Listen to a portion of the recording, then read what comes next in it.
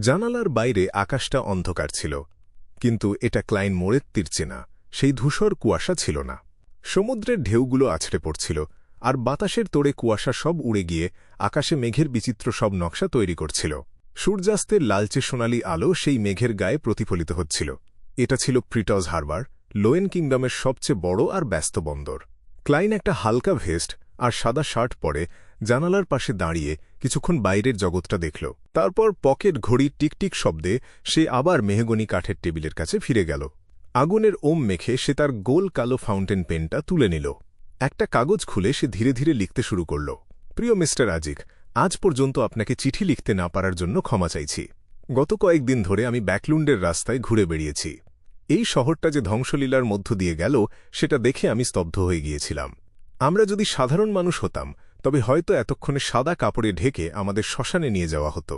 আমি বেশ অনেকদিন অপেক্ষা করে অবশেষে আমার জিনিসগুলো উদ্ধার করার সুযোগ পেয়েছি। এর মধ্যে সেই কার্ড অফ ব্লাসফেমিও আছে, যেটা আপনাকে দেব বলেছিলাম। এর সাথে আরেকটা জিনিস আমি বার্তাবাহকের মাধ্যমে আপনার কাছে পাঠাচ্ছি। এটা একটা তামার বাঁশি, যা দিয়ে বার্তাবাহককে ডেকে আনা যায়। একজন বৃদ্ধ যে তার কফিন থেকে হামাগুড়ি দিয়ে বেরিয়ে এসেছিল, তার মাধ্যমেই আমি এটা পেয়েছি। জানি এটা পড়ে আপনি হয়তো অবাক হচ্ছেন, কারণ আমার বর্ণনাগুলো আপনার সাথেও মিলে যাচ্ছে। আমি সন্দেহ করছি যে এই তামার বাঁশির আসল মালিক নিউমিনাস এপিস্কোপেটের কোনো সদস্য, যারা ডেথকে পুনরুজ্জীবিত করার চেষ্টা করছে। হয়তো আপনি এই বাঁশিটা দেখে কিছু বুঝতে পারবেন। ব্যাকলুন্ড ছাড়ার আগে আমি মেশিনারি হাইভ মাইন্ডকে সেই ভূগর্ভস্থ ধ্বংসাবশেষের কথা জানিয়ে চিঠি লিখব, যেখানে আপনি ইন্স জ্যাংউইলের সাথে লড়াই করেছিলেন। আমি আশা করি এই তথ্যের সাহায্যে তারা আসল সত্যটা খুঁজে বের করতে পারবে। আমি পরীক্ষা করে দেখেছি যে আপাতত তারা আমাদের প্রতি কোনো শত্রুতা পোষণ করছে না। আপনি বিপদে পড়লে তাদের সাহায্য নিতে পারেন। সব শেষে আমার একটা প্রশ্ন আছে। বিয়ন্ডার ক্যারেক্টারিস্টিকের মধ্যে জমে থাকা মানসিক দূষণ দূর করার কি কোনো উপায় আছে? আমি শীঘ্রই যাত্রা শুরু করব। আপনার স্মৃতি খুঁজে পাওয়ার যাত্রা সফল হোক, আর আমার জন্য শুভকামনা রইল। আপনার ছাত্র এবং বন্ধু ক্লাইন মোরেত্তি। ক্লাইন কলমটা নামিয়ে রেখে চিঠিটা একবার পড়ল। তারপর কার্ড অব ব্লাসফেমি আর সেই রহস্যময় তামার বাঁশিটা খামের ভেতর ভরে ফেলল। এরপর সে মিস্টার আজিকের দেওয়া তামার বাঁশিটা মুখে দিয়ে ফু দিল। বার্তাবাহকটা হাজির হল। সে প্রায় 4 মিটার লম্বা ছিল, পুরো শরীরটা সাদা হাড় দিয়ে তৈরি। তার চোখের কোটরে জ্বলছিল কালো আগুন। তবে ক্লাইনের মনে হল এটা হয়তো আগের সেই বার্তাবাহক না। সে একটা লম্বা শ্বাস ফেলে চিঠিটা বার্তাবাহকের হাতের তালুতে রাখল। বার্তাবাহক মাথা নিচু করে চিঠিটা দেখল। পরক্ষণেই তার হাড়গুলো ভেঙে গুঁড়ো হয়ে বৃষ্টির মতো মাটিতে মিশে গেল। ক্লাইন তার দাঁতে টোকা দিয়ে স্পিরিট ভিশন বন্ধ করল। সে টেবিলের ওপর রাখা একটা ফ্যাকাশে হলুদ আইডেন্টিটি কার্ডের দিকে তাকাল। যে কোনো জাহাজের টিকিট কাটার জন্য এটা এখন তার খুব দরকার। শারনের মাধ্যমে সে এই নতুন পরিচয়টা জোগাড় করেছিল। এই পরিচয়টা একজন বাউন্টি হান্টারের, যে সমুদ্রে অভিযান চালিয়ে বড়লোক হতে চায়। ক্লাইনের ইচ্ছা অনুযায়ী তার নাম রাখা হল গেরম্যান স্প্যারো। অশুভের শিকারী ক্লাইন ফিসফিস করে বলল। সে তার নতুন পরিচয়ের সব কাগজগুলো গুছিয়ে রাখল। কিছুক্ষণ পর সে জানালার পর্দা টেনে দিল। ঘড়ির কাঁটার উল্টো দিকে 4 পা হেঁটে সে ধূসর কুয়াশার ওপরে চলে গেল। তারও ক্লাব শুরু হওয়ার আগে হাতে কিছুটা সময় ছিল। ক্লাইন দ্রুত ক্রিপিং হাঙ্গার দস্তানাটা তার হাতে পরে নিল। চোখ বন্ধ করে সে দস্তানার ভেতরের প্রতিটি আত্মা অনুভব করার চেষ্টা করল।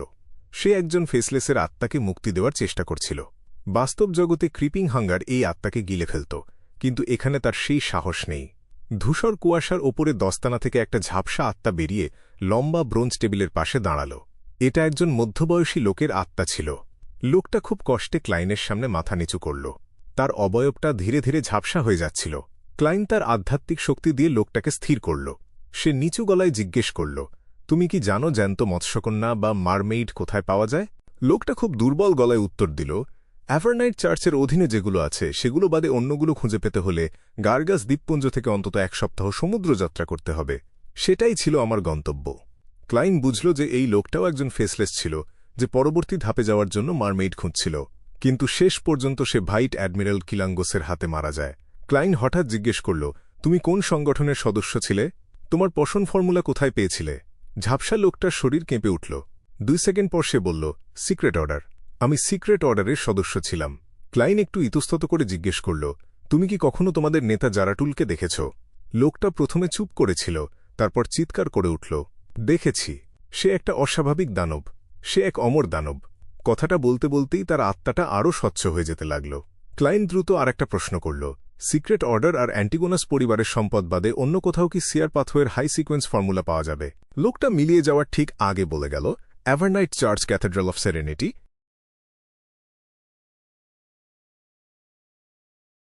ক্লাইন চুপচাপ তাকিয়ে দেখল ফেসলেসের আত্মাটা পুরোপুরি মিলিয়ে গেল। ক্যাথেড্রাল অফ সেরেনিটি হল এভারনাইট চার্চের প্রধান কার্যালয়। সেখানে সত্যিই কি সিয়ার পাথওয়ের গোপন তথ্য আছে? ক্লাইন একটা দীর্ঘশ্বাস ফেলল। লোকটা চলে যাওয়ার পর টেবিলের ওপর জেলির মতো একটা স্বচ্ছ বস্তু পড়ে থাকল। এটাই ছিল ফেসলেস বিয়ন্ডের ক্যারেক্টারিস্টিক। সেই গাঢ় সবুজ রঙের ভেতর মাঝে মাঝে বিচিত্র সব মুখ ভেসে উঠছিল। ক্লাইন মনে মনে ভাবল, আমি দ্য ওয়ার্ল্ডকে দিয়ে এই জিনিসটা মিস্টার হ্যাংডম্যানের কাছে বিক্রি করার ব্যবস্থা করব। ধূসর কুয়াশার ওপর বসে সে বুঝতে পেরেছিল যে নাইটসরা হয়তো তার পুরনো বাসার ওপর নজর রাখছে, তাই সে আর সেখানে ফিরে না যাওয়ার সিদ্ধান্ত নিল। পরিবর্তে সে কিছু টাকা খরচ করে নতুন জামাকাপড় আর দরকারি জিনিসপত্র কিনে নিল। এতে তার প্রায় 12 পাউন্ড খরচ হয়ে গেল। সাথে নতুন আইডেন্টিটি কার্ডের জন্য খরচ হওয়া 8 পাউন্ড মিলিয়ে তার মানি ব্যাগ এখন প্রায় খালি। সাইকেল কোম্পানির 10% শেয়ারের ব্যাপারে সে ইসেনগার্ড স্ট্যান্টনের সাথে দেখা করে একটা চুক্তি সই করে নিল। ক্লাইন তার আর্থিক অবস্থা হিসাব করে দেখল, তার কাছে এখন নগদ মাত্র 5 পাউন্ড আর 5টা সোনার কয়েন আছে। রোডস্টের দ্বীপপুঞ্জে যাওয়ার জন্য টিকিট কাটতেই 4 পাউন্ড চলে যাবে। তারপর গার্গাস দ্বীপপুঞ্জে যেতে আরও 4 পাউন্ড লাগবে। আমাকে দ্রুত এই ফেসলেস ক্যারেক্টারিস্টিকটা বিক্রি করতে হবে, ক্লাইন নিজেকে বলল। সে তার পকেট ঘড়ি বের করে দেখল। সময় হয়ে গেছে দেখে সে লিটল সানকে টারো ক্লাবের জন্য সংকেত পাঠাল। ফোর্স ওয়ালের চোখের সামনে দৃশ্যটা পরিষ্কার হয়ে এল। সে দেখল লম্বা টেবিলের পাশে আরও 3 জন বসে আছে। নতুন কোনো সদস্য এসেছে কি সে ভাবল, কিন্তু তার মন এখন গত সপ্তাহের সেই ধোঁয়াশা আর মহামারী নিয়ে অস্থির হয়ে আছে। তার মনে পড়ল গত সভায় দ্য ওয়ার্ল্ড তাকে আর মিস জাস্টিসকে সতর্ক করেছিল। মিস্টার ফুলও বলেছিলেন যে এই সমস্যার মূলে আছে অ্যাডেসাক রাজপুত্র। সে ভাবেনি যে বিপদটা এত দ্রুত আর এভাবে আসবে। খবরে বেরিয়েছে যে অ্যাডেসাক রাজপুত্র মহামারীতে আক্রান্ত হয়ে মারা গেছেন। ফোর্স হঠাৎ বুঝতে পারল টারো ক্লাবের সদস্য হওয়ার কারণে সে কত বড় আর ভয়ঙ্কর সব ঘটনার সাথে জড়িয়ে পড়েছে। সে অড্রে হলের গলা শুনতে পেল।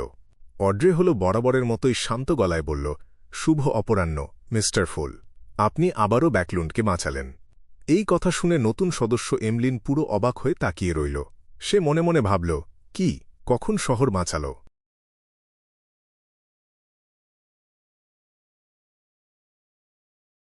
সাম্প্রতিক ঘটনাগুলো নিয়ে ভাবতে ভাবতে দে মুন এমলিন খুব দ্রুতই সেটাকে গ্রেট স্মগ আর প্লেগ মহামারীর সাথে মিলিয়ে ফেলল। সে ধারণা করল উল্টোদিকে বসা ভদ্রমহিলা এটার কথাই বলছেন। কিন্তু আমি তো শুনেছিলাম এটা ছিল এক ডিমোনেস অফ ডেসপেয়ারের কাজ, যে নিজের সিকোয়েন্স উন্নত করতে চাইছিল। তাছাড়া চার্চ অফ স্টর্মস দ্রুত সাড়া দিয়েছিল, একটা হ্যারিকেন তৈরি করে সব উড়িয়ে দিয়েছিল। তাহলে এটা কিভাবে বলা যায় যে দ্য ফুল ব্যাকল্যান্ডকে বাঁচিয়েছেন? এমলিনের পেছনে গোটা একটা ক্ল্যান ছিল। তথ্যের কোনো অভাব ছিল না তার কাছে। তুলনা করতে গিয়ে অবাক আর বিভ্রান্ত না হয়ে পারল না সে। যদিও সে সবসময় গর্বিত স্বভাবের ছিল, সামাজিক মেলামেশার সময় নষ্ট করতে চাইত না, তবুও যখন এমন এক লুকানো অস্তিত্বের সামনে পড়ল যাকে হি বলে সম্বোধন করতে হয়, তার ভেতরে একটা সহজাত ভয় কাজ করল। সে মুখ খুলে কিছু জিজ্ঞেস করার সাহস পেল না। কিছুক্ষণ চুপচাপ শোনার সিদ্ধান্ত নিল। আলজার তখন সমুদ্রে ভাসছিল, কিন্তু সেও ব্যাকল্যান্ডের গ্রেট স্মগের খবর পেয়েছিল। এর পেছনের রহস্য আর সত্য নিয়ে সে কৌতূহলী ছিল। তার বিশ্বাস ছিল এটা নিঃসন্দেহে দেবতাদের মধ্যে একটা সংঘাত, কারণ এটা মিস্টার ফুলের নজরও কেড়েছে। তথ্য বিনিময়ের সময় আমি মিস জাস্টিসকে জিজ্ঞেস করব, যদিও সে হয়তো বিস্তারিত জানবে না। তার অবস্থান অনুযায়ী এত গভীরের কথা জানা তার পক্ষে প্রায় অসম্ভব। হে হে হে, তার কৌতূহল প্রচুর। এমন একটা শুরুর কথা শুনে সে নিশ্চয়ই মিস্টার ফুলের কাছ থেকে উত্তর বের করার চেষ্টা করবে। আশা করি পাশ থেকে আমিও শোনার একটা সুযোগ পাব। এই ভেবে আলজার মাথা ঘুরিয়ে দ্য সানের দিকে তাকাল। ছেলেটাকে দেখে মনে হল না সে অস্থির, বরং শান্ত আর সংযত। আলজার বুঝে গেল সিটি অফ সিলভারের অভিযাত্রী দল ইতিমধ্যেই বারবার একই জীবন আবৃত্তি করার ভাগ্য থেকে বেরিয়ে এসেছে। একইভাবে অড্রেও লিটল সানের প্রতিক্রিয়া দেখে বুঝে গেল অপারেশনটা সফল হয়েছে। ভেতরে ভেতরে স্বস্তির নিঃশ্বাস ফেলল সে। পরে যা যা ঘটেছে সব বিস্তারিত জানার জন্য মনে মনে তৈরি হয়ে নিল। মিস্টার ফুলের দিকে গম্ভীরভাবে মাথা নিচু করে কুর্নিশ করার পর সে আগেভাগে সতর্কবাণী দেওয়ার জন্য আপাত নির্দয় ট্যারট ক্লাব সদস্য দ্য ওয়ার্ল্ডকে ধন্যবাদ জানাল। মিস্টার ওয়ার্ল্ড, যদি আপনি আগে থেকে সতর্ক না করতেন তাহলে এই গ্রেট স্মগে ব্যাকল্যান্ডে হয়তো হাজার হাজার মানুষ মারা যেত। আসলে আমি এটা নিজেকে বাঁচানোর জন্যও করেছিলাম। ক্লাইন দ্য ওয়ার্ল্ডকে নিয়ন্ত্রণ করে একটা ভাঙা গলায় হাসল। কথাটা সে অভিনয়ের ছাপ ছাড়াই পুরো আন্তরিকতার সাথে বলল, কারণ যদি মিস জাস্টিসকে আগে থেকে খবর না দেওয়া হতো আর সে যদি চার্চ অফ এভারনাইটকে সতর্ক না করত, তাহলে মিস্টার কে মুছে ফেলা সেই শক্তিশালী অস্তিত্ব সময়মতো পৌঁছাতে পারত না, আর সে নিজেও হয়তো বেশিক্ষণ টিকতে পারত না।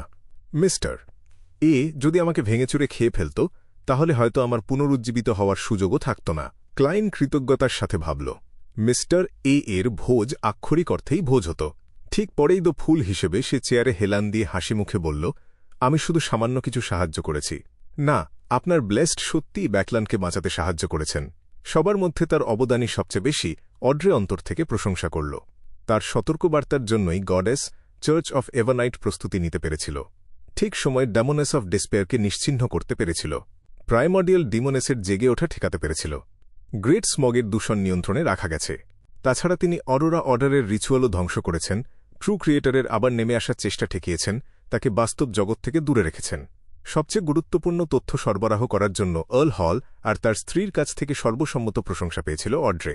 তদন্তের ফলাফল আর সংগ্রহ করা কিছু খুঁটিনাটি তারা তার কাছে গোপন রাখেনি। অবশ্যই বাবা মা হিসেবে নিজেদের একটা ইচ্ছাও জানিয়েছিল তারা, তাদের মেয়ে যেন ওই গোপন সংগঠনের সাথে খুব বেশি জড়িয়ে না পড়ে। বাইরের পরিধিতে থেকে কিছু তথ্য সংগ্রহ করলেই যথেষ্ট, আর শক্তি যেন সিকোয়েন্স 7-এর নিচে থাকে। প্রাইমর্ডিয়াল ডিমোনেসের জেগে ওঠা ট্রু ক্রিয়েটরের নেমে আসার চেষ্টা। ব্যাকল্যান্ডে আসলে কি ঘটেছিল? একই সময়ে আলজার আর এমলিনের প্রতিক্রিয়া এক হলেও তাদের অভিব্যক্তি ছিল আলাদা। আলজার শুধু একটু চোখের পাতা তুলল, তার চোখের মনি সংকুচিত হল, অজান্তেই একটু পাশে সরে বসল। আর এমলিনকে দেখে মনে হল এক্ষুনি লাফিয়ে উঠবে। মা, না, সম্মানিত মুন, ব্যাকল্যান্ড কবে থেকে এত বিপজ্জনক হয়ে গেল? দুইজন ইভিল গড আসলেই গ্রেট স্মগের সময় তাদের উপস্থিতি ঘটিয়েছিল। ওই অল্পবয়সী মহিলা মিথ্যা বলছেন না তো? যদিও মিস্টার ফুল এক সন্দেহভাজন দেবতা, তবুও তিনি একই সাথে একই স্তরের দুজনকে অপমান করবেন, এটা অসম্ভব, তাই না? হতে পারে তিনি আসলে কোনো ট্রু গডের অবতার, নাকি তার পেছনে দেবতাদের কোনো জোট আছে? সেজন্যই কি অ্যানসেস্টার আমাকে তার কাছে প্রার্থনা করতে বলেছিল? এমলিন যত ভাবতে লাগল, তার হৃদয়ের ধ্বনি ততই দ্রুত হল, কিন্তু কোনোভাবেই এটা যাচাই করা সম্ভব ছিল না।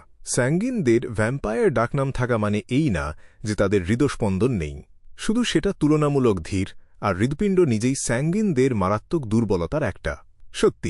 সত্যিই এটা এমন এক ঘটনা যেটা মিস্টার ফুলের নজর কেড়েছে। কিন্তু ইভিল গডদের পরিকল্পনা ভেস্তে দিয়ে তিনি কি লাভ পেতে পারেন? আলজার মনে মনে দীর্ঘশ্বাস ফেলল। ফোর্স অবাক আর ভীত হয়ে গেল। সে কল্পনাও করেনি যে হাজার হাজার মানুষের প্রাণ কেড়ে নেওয়া এই ভয়ঙ্কর গ্রেট স্মগের পেছনে আরও ভয়ঙ্কর সত্য লুকিয়ে আছে। যদি সময়মতো এটা না থামানো হতো, পুরো ব্যাকল্যান্ড ধ্বংস হয়ে যেত, আর এক্সিও আর আমিও বাঁচতাম না। ফোর্স ঢোক গিলল। তার অনুভূতিগুলো অড্রের মতোই ছিল। এই ঘটনার মাধ্যমে এই অল্পবয়সী নোবেল লেডি স্পষ্ট করে একটা জিনিস বুঝল, যে শান্ত আর নিরিবিলি জীবনটা সে এতদিন আপন বলে জানত, সেটা আসলে দেবতাদের সংঘাতের মধ্যে ভাসমান একটা সাবানের বুদবুদ। একটু ঝাঁকুনিতেই সেটা ফেটে শূন্যে মিলিয়ে যেতে পারে, কিংবা বলা যায় পুরো রাজ্য, পুরো মানব সমাজ শুধু দেবতাদের ভারসাম্যের কারণে টিকে আছে। আর এই ভারসাম্য চরমভঙ্গুর। প্রতিবার এমন কোনো ভাবনা মাথায় এলে অড্রে এক ঢেউয়ের মতো বেদনা অনুভব করল। ক্লাইন খুশি হল যখন দেখল কেউ তার অবদানের কথা জানে আর মনে রেখেছে। হাসি মুখে সে বলল, দুর্ভাগ্যজনকভাবে তাকে ফলস্বরূপ ব্যাকল্যান্ড থেকে দূরে থাকতে হবে। মিস্টার ফুলের ব্লেস্টকে কিছু সময়ের জন্য ব্যাকল্যান্ড ছাড়তে হবে। অড্রে আবার উঠে দাঁড়াল আর অন্তর থেকে কুর্নিশ করল, দয়া করে তাকে আমার কৃতজ্ঞতা জানাবেন। ক্লাইন তার ভাবমূর্তি বজায় রেখে শুধু মাথা নাড়ল, কিছু বলল না। এই মুহূর্তে অড্রে যোগ করল, আমি খুব দুঃখিত, 3টা চার্চ আর সামরিক বাহিনী ব্যাকল্যান্ড পরিষ্কার করছে বলে আমি রোসেলের ডায়েরির পরবর্তী পাতাগুলো জোগাড় করতে পারিনি। দয়া করে আরও 1 সপ্তাহ অপেক্ষা করবেন। ঠিক আছে, ক্লাইন সমতল গলায় বলল। তাদের কথোপকথন শুনে ফোর্স চমকে উঠল। সে দ্রুত লম্বা ব্রোঞ্জের টেবিলের শেষ প্রান্তের দিকে তাকিয়ে বলল, সম্মানিত মিস্টার ফুল, আমি রাসেলের ডায়েরির 3টা পাতা পেয়েছি। খারাপ না, বেশি সদস্য মানে বেশি চ্যানেল, আর অনেক কিছু দ্রুত গড়িয়ে বাড়তে থাকে। ক্লাইন আলতো করে মাথা নাড়ল। খুব ভালো। রাসেলের ডায়েরি। এমলিনের মনে হল সে আবার কিছু অসাধারণ শুনেছে। তার বিভ্রান্ত দৃষ্টির সামনে ফোর্স 3টা ডায়েরির পাতা কনজিওর করে মিস্টার ফুলের কাছে পাঠিয়ে দিল। ঠিক তখনই ক্লাইনের মনে পড়ল সে একজন বিশেষ ভ্যাম্পায়ারকে পরিচয় করিয়ে দিতে ভুলে গেছে। হাসি মুখে সে পরিচয় করিয়ে দিল, এ আমাদের নতুন সদস্য মিস্টার মুন। এই সমাবেশের নাম ট্যারট ক্লাব। তারা হল, মিস্টার মুন, আমি ভেবেছিলাম কোনো ভদ্রমহিলা মুন বেছে নেবেন। অড্রে ভদ্রভাবে অভিবাদন জানালেও তার মাথায় নানা ভাবনা ছড়িয়ে গেল। একইভাবে এমলিন ভাবতে লাগল, দ্য হ্যাংডম্যান আর জাস্টিসের মতো সদস্যরা মানুষ নাকি ট্রান্সেন্ডেন্ট প্রাণী, কোন পথওয়ে থেকে, কোন সিকোয়েন্সে, কোন সংগঠন থেকে, নাকি তারা স্যাঙ্গুইনদের প্রতি বন্ধুভাবাপন্ন। ক্লাইন তাদের একে অপরকে যাচাই করা নিয়ে মাথা ঘামাল না। সে নিজের হাতে থাকা ডায়েরির পাতাগুলোয় চোখ বুলাল। 11 ফেব্রুয়ারি। আজ আমি সাউরন পরিবারের একটা গোপন কথা জানলাম। হা, হেসে মরে যাব। হা। দেখা গেল ওরা যে হান্টার পথওয়ে অনুসরণ করে সেটা সিকোয়েন্স 4-এ গিয়ে লিঙ্গ পরিবর্তন করে দেয়। পুরুষদের কিছু হয় না, কিন্তু মেয়েরা পুরুষে পরিণত হয়। তাই অবাক হওয়ার কিছু নেই যে আমার চেনা সরন পরিবারের কোনো হাই সিকোয়েন্স বিয়ান্ডার মেয়ে নেই। আয়রন ব্লাডেড নাইট সত্যিই এক ট্রু ম্যান। হা। যদি এই গোপন কথাটা এত সংবেদনশীল না হতো তাহলে পরের বার আমি ফ্লোরেনকে নিয়ে ঠাট্টা করতে চাইতাম। সে যে সরন পরিবারের পূর্বপুরুষের মতো দেখতে, তিনি হয়তো আসলে একজন নারী ছিলেন। এই পোষণ আসলে একটা বড়সড় ফাঁদ, তাই না? আশা করি স্যাভান পথওয়েতে হাই সিকোয়েন্সে গিয়ে এমন কোনো অদ্ভুত পরিবর্তন হবে না। আমি চাই না যে একদিন হঠাৎ আবিষ্কার করি হয় আমি এগোতে পারছি না, না হয় আমাকে মেয়ে হয়ে যেতে হবে। এই ডায়েরির লেখাটা পড়ে ক্লাইনের মাথায় প্রথম যে চিন্তাটা ঝিলিক দিল সেটা হলো, এম্পারার, তুমি মেয়ে হবে না, কিন্তু একজন ডিমোনেসের সাথে শুয়ে পড়বে, হয়তো একজনের চেয়েও বেশি। সত্যি এমন একটা পথওয়ে আছে যেটা মেয়েদের পুরুষে পরিণত করে। তাছাড়া এটা আমার আশা করা পথওয়েগুলোর মধ্যেই পড়ে। হান্টার যুদ্ধের প্রতীক মেয়েদের সিকোয়েন্স 4-এ লিঙ্গ পরিবর্তন করায়। এটা একটু অদ্ভুত। ডিমোনেস পথওয়ের পরিবর্তন হয় সিকোয়েন্স 7-বিচে। আসলে এটা পুরোপুরি মিলছে না। ক্লাইন বিকৃতি আর পাগলামির অনুভূতি আরও তীব্রভাবে অনুভব করল। এটা চরম অসামঞ্জস্যের ফল। এটা কি হতে পারে যে এই জগতের অন্তর্নিহিত যুক্তিই হল বিশৃঙ্খলা, বিকৃতি, পাগলামি আর অসামঞ্জস্য? সে যথাসাধ্য চেষ্টা করল ভ্রু না কুঁচকাতে। 12 ফেব্রুয়ারি। এইভাবে চলবে না। ফ্লোরেনকে দেখলেই আমার হাসি পাচ্ছে। হা। 15 ফেব্রুয়ারি আমার ডিজাইন আর তত্ত্বাবধানে তৈরি মডিফাইড আর্টিলারি সম্পূর্ণ হল। প্রভাব আমার প্রত্যাশার চেয়ে খারাপ, কিন্তু সমস্যা তেমন বড় না। এটা আর গণ উৎপাদন দিয়ে আমি দুনিয়াকে দেখিয়ে দেব প্রকৃত উন্নত রণকৌশল কাকে বলে। উদযাপন করতে আমি একটা ভোজসভার আয়োজন করার সিদ্ধান্ত নিলাম, যেখানে সেই লোকগুলোকে দাওয়াত দেব যারা আমাকে ছোট চোখে দেখত। মুখের ওপর চপেটাঘাত খাওয়ার জন্য অপেক্ষা করো। এম্পারার সত্যিই কোনো অভিযোগ ভুলে যান না। দীর্ঘশ্বাস ফেলতে ফেলতে ক্লাইন ডায়েরির দ্বিতীয় পাতায় গেল। 5 মে সেই অনুচ্চারণীয় সংগঠনটা আবার একটা সমাবেশ ডাকল। ওরা প্রতিবার যেভাবে সদস্যদের জড়ো করে সেটা দেখে আমি বিস্মিত হই। এটা অভূতপূর্ব না, এটা একটা মিরাকল। আগের পর্যবেক্ষণের ভিত্তিতে এই সমাবেশে আমি কিছু সমস্যা তুললাম। যেমন, সিকোয়েন্স 0-এর সব নাম ব্লাসফেমি স্লেটে যথেষ্ট উঁচু স্তরে আছে। শুধু রেড প্রিস্টকেই কেমন যেন আলাদা মনে হয়। যথেষ্ট শক্তিশালী শোনায় না। আমার পাশে বসে থাকা বৃদ্ধ ভদ্রলোক আমাকে বললেন, রেড মানে যুদ্ধের লাল, আর প্রিস্টকে শক্তির কোরের রিচুয়ালিস্ট হিসেবে বোঝা যেতে পারে। কেউ একজন আপত্তি তুলল, তার বিশ্বাস ছিল রেড প্রিস্ট মানে সেই ক্রিয়েটরের পুরোহিত। আমি প্রথম মতের দিকে ঝুঁকলাম আর নিচু গলায় বৃদ্ধ ভদ্রলোকের নাম জিজ্ঞেস করলাম। আমি প্রত্যেক সদস্যের পরিচয় জানি না। চরমভাবে বললে আমি তাদের একটা অংশকেই চিনি। বৃদ্ধ ভদ্রলোক হাসি মুখে আমাকে উত্তর দিলেন। তিনি বললেন তার নাম হার্মিস। হার্মিস?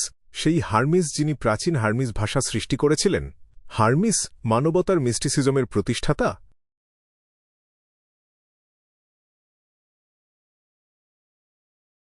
অধ্যায় 485 সমৃদ্ধ তথ্য। হার্মিস? সে তো এক প্রাচীন মহাশক্তি। ক্লাইন একটু ভ্রু কুঁচকাল। মিস্টিসিজম নিয়ে তার যথেষ্ট পড়াশোনা ছিল, তাই সে ভালো করেই জানত যে বৃদ্ধ ভদ্রলোক প্রাচীন হার্মিস ভাষাটা তৈরি করেছিলেন তিনি কোন যুগের মানুষ ছিলেন। সেটা ছিল দ্বিতীয় যুগ, যখন দৈত্যরা পৃথিবী শাসন করত আর ড্রাগনরা আকাশ দাপিয়ে বেড়াত। এক অর্থে বললে সে মানব ইতিহাসে যুদ্ধের দেবতা আর ধরিত্রী মাতার আগে আবির্ভূত হয়েছিল।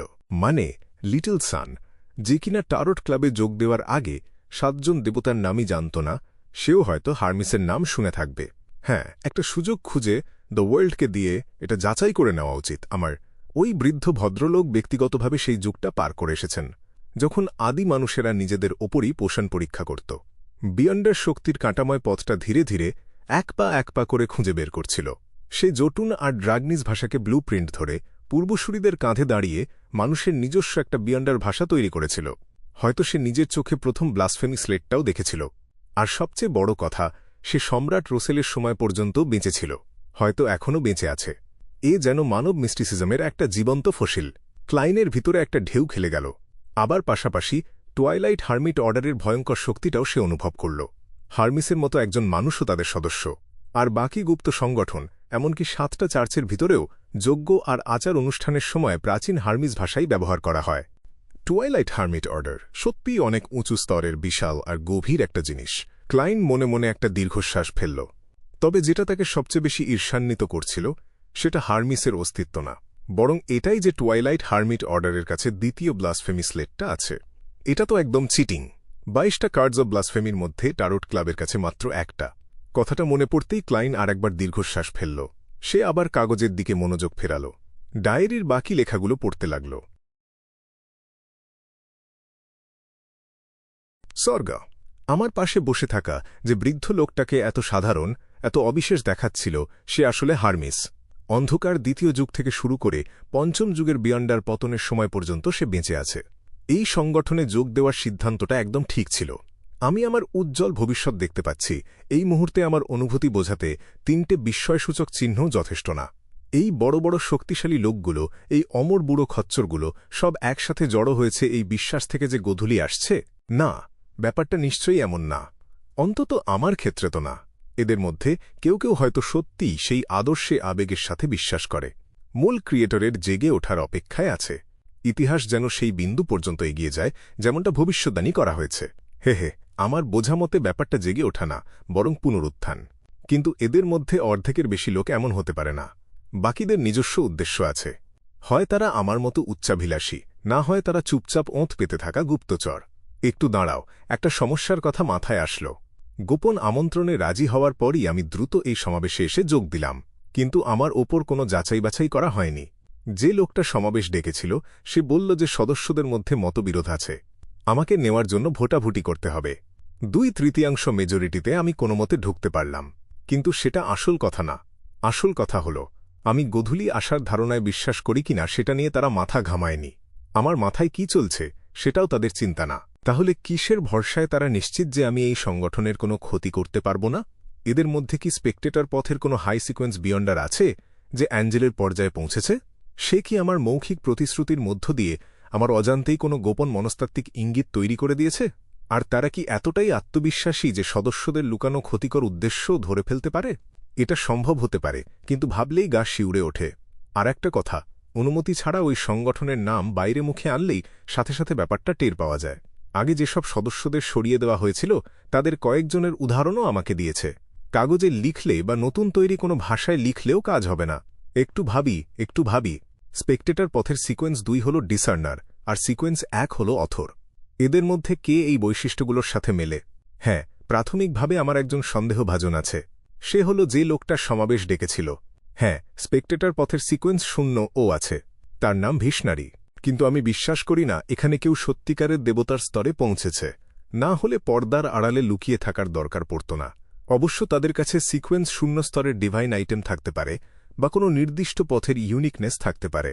হয়তো সেটাই এই বাস্তব স্বপ্নের জগৎ তৈরি করছে, যেটা মহাদেশের পূর্ব আর পশ্চিম তীরকে জুড়ে দিতে পারে।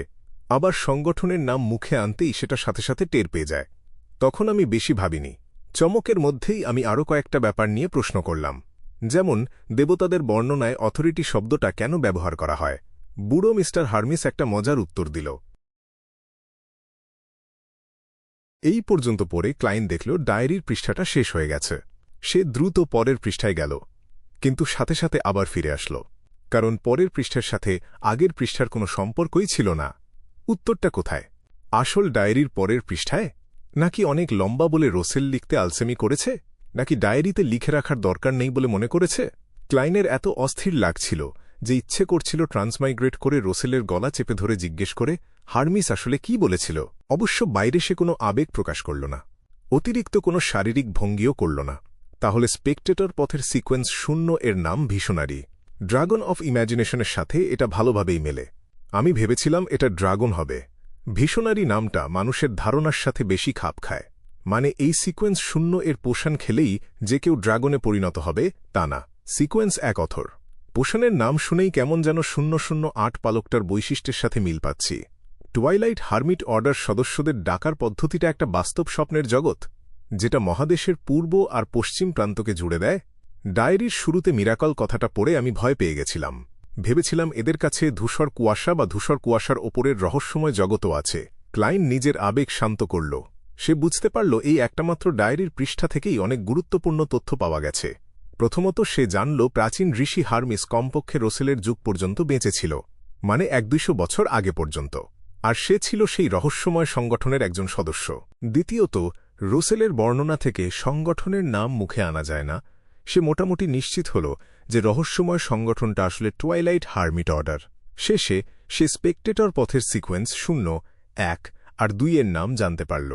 যদিও এগুলোর খুব শিগগিরই দরকার পড়বে না, তবু তার সঞ্চিত মিস্টিসিজম জ্ঞানে নতুন কিছু যোগ হল। হয়তো মিস জাস্টিস যে কোনো সময় এই সংক্রান্ত প্রশ্ন করতে পারে। ওর কৌতূহল তো বরাবরই বেশি। জোর করে অনুপস্থিত উত্তরগুলোর কথা ভুলে গিয়ে ক্লাইন শেষ পৃষ্ঠায় গেল।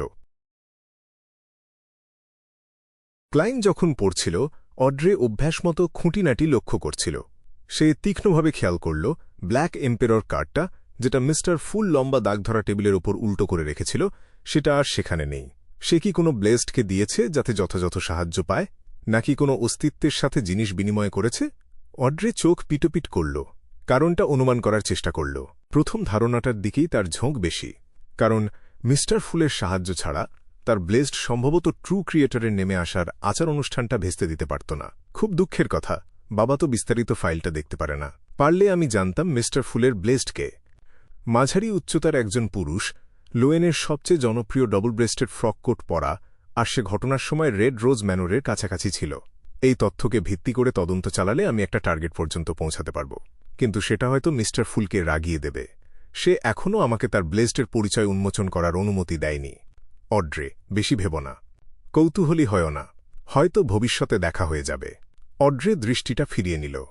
এই মুহূর্তে শেষ পৃষ্ঠার কথা পড়ে ক্লাইনের প্রায় হাসি পেয়ে গেল। 16 মার্চ এই জগতে প্রথমবার একটা অভিজাত বলে যোগ দিলাম। মহিলা আর কুমারীরা আমার কল্পনার চেয়ে অনেক ভালো। আমি যেসব উপন্যাস পড়েছি সেগুলোতে মধ্যযুগে মানুষ গোসল করত না, বিচ্ছিরি গায়ের গন্ধ লুকানোর জন্য পারফিউম ব্যবহার করত, বাইরে বেরোলেই পায়ের নিচে মলমূত্র পড়ত, আর মুখে এমন সব জিনিস মাখত যেগুলোতে বিষাক্ত ভারী ধাতু থাকত। কিন্তু এখানে ব্যাপারটা আলাদা। এরা গোসল করতে ভালোবাসে। এদের কাছে চমৎকার সব পারফিউম আছে, ফর্সা ত্বক আর সরু কোমর, বেশিরভাগেরই বেশ ভালো ফিগার। আমি আমার ঘাবড়ানো ভাবটা কাটিয়ে ভিসকাউন্ট ডেরিলোজের কন্যার সাথে দারুণ আড্ডা দিলাম। আমার পূর্বপুরুষদের কীর্তি নিয়ে কথা বললাম, আমাদের পারিবারিক জমিদারির কথা বললাম, আর আমার বর্তমান অভিজাত খেতাব নিয়ে কথা বললাম। তারপর সে ভদ্রভাবে জানালো যে সে কিছু খেতে যেতে চায়। আমি তখন বিশেষ গা করিনি, কারণ মেয়েদের পটানোর কাজটা ধীরে ধীরে করতে হয়। কিন্তু পরে যখন আমি নিচে নেমে বাগানে হাঁটতে গেলাম, তখন তাকে একটা খালি স্টাডি রুমে আর্ল ফ্লোরাইসের জ্যেষ্ঠ পুত্রের সাথে মিলিত অবস্থায় পেলাম। ধুর, এদের এটাই প্রথম দেখা। আমি হুয়াং তাও, রোসেল কি যথেষ্ট দেখতে ভালো না, নাকি আমি যথেষ্ট মজার না? কি বাস্তব সৌভাগ্য যে মহিলারা আমার সাথে বেশ ভালো ব্যবহার করেছে। আমি তাদের ভিতরের লুকানো আবেগটা টের পাচ্ছি। হে হে। ইন্টি স্টাইলে রোসেল প্রথমে অভ্যস্ত হতে পারেনি। ঐতিহাসিক রেকর্ড অনুযায়ী গুস্তাভো পরিবারের অবস্থা কয়েক প্রজন্ম ধরে ক্রমশ পড়তে পড়তে এমন হয়েছিল যে তাদের শুধু ব্যারন উপাধি আর সামান্য কিছু জমিদারি ছাড়া আর কিছু ছিল না। এই অবস্থা চলেছিল যতদিন না রোসেল বড়লোক হয়েছে। আমি ভাবিনি সম্রাটের নিজের মেয়েও কেউ ছিনিয়ে নিতে পারে। দাঁড়াও, আমার মনে আছে রোসেল তার ডায়েরিতে কাউন্টেস ফ্লোরাইসের সাথে শোয়ার কথা লিখেছিল। বাহ, দারুণ দারুণ। ক্লাইন বাকি দুটো ডায়েরির এন্ট্রিতে চোখ বোলাল। এগুলোর কোনো দাম নেই। জমিদারিতে রোসেলের জীবনযাপনের বিবরণ। পুরোটাই স্বীকার করার ইচ্ছা, ভালো খাবারের জন্য আকুলতা, আর বিয়ান্ডার শক্তি ও সুন্দরী দাসী পাওয়ার আশা। ক্লাইন একটু পিছনে হেলান দিল, ডায়েরির পৃষ্ঠাগুলোকে তার হাত থেকে অদৃশ্য হতে দিল। হাসি মুখে বলল, এখন তোমরা শুরু করতে পারো। অড্রের সাথে সাথেই তার তির্যকভাবে বসাদ সানের দিকে তাকাল। তুমি কি চক্র থেকে নিজেকে মুক্ত করতে পেরেছ? ডেরিক প্রথমে সততার সাথে মাথা নাড়ল, তারপর ব্রোঞ্জের টেবিলের শেষ প্রান্তের দিকে মাথা নুয়ে বলল, সম্মানিত মিস্টার ফুল, আপনার পথ নির্দেশনার জন্য ধন্যবাদ। আপনার কারণেই আমি রোজ রিডেমশন কথাটা লেখা মিউরালের ওপর অ্যাঞ্জেল অফ ফেইটের মূল বিন্দুটা খুঁজে পেয়েছিলাম। এটাই চিফকে ভাগ্যের পুনরাবৃত্ত চক্রটা ভেঙে ফেলতে সাহায্য করেছে। অ্যাঞ্জেল অফ ফেইট কিসের কি? আমি কিচ্ছু জানি না। খুব হতবুদ্ধি ফুল। ক্লাইন হাসি মুখে বলল, বেশ ভালো।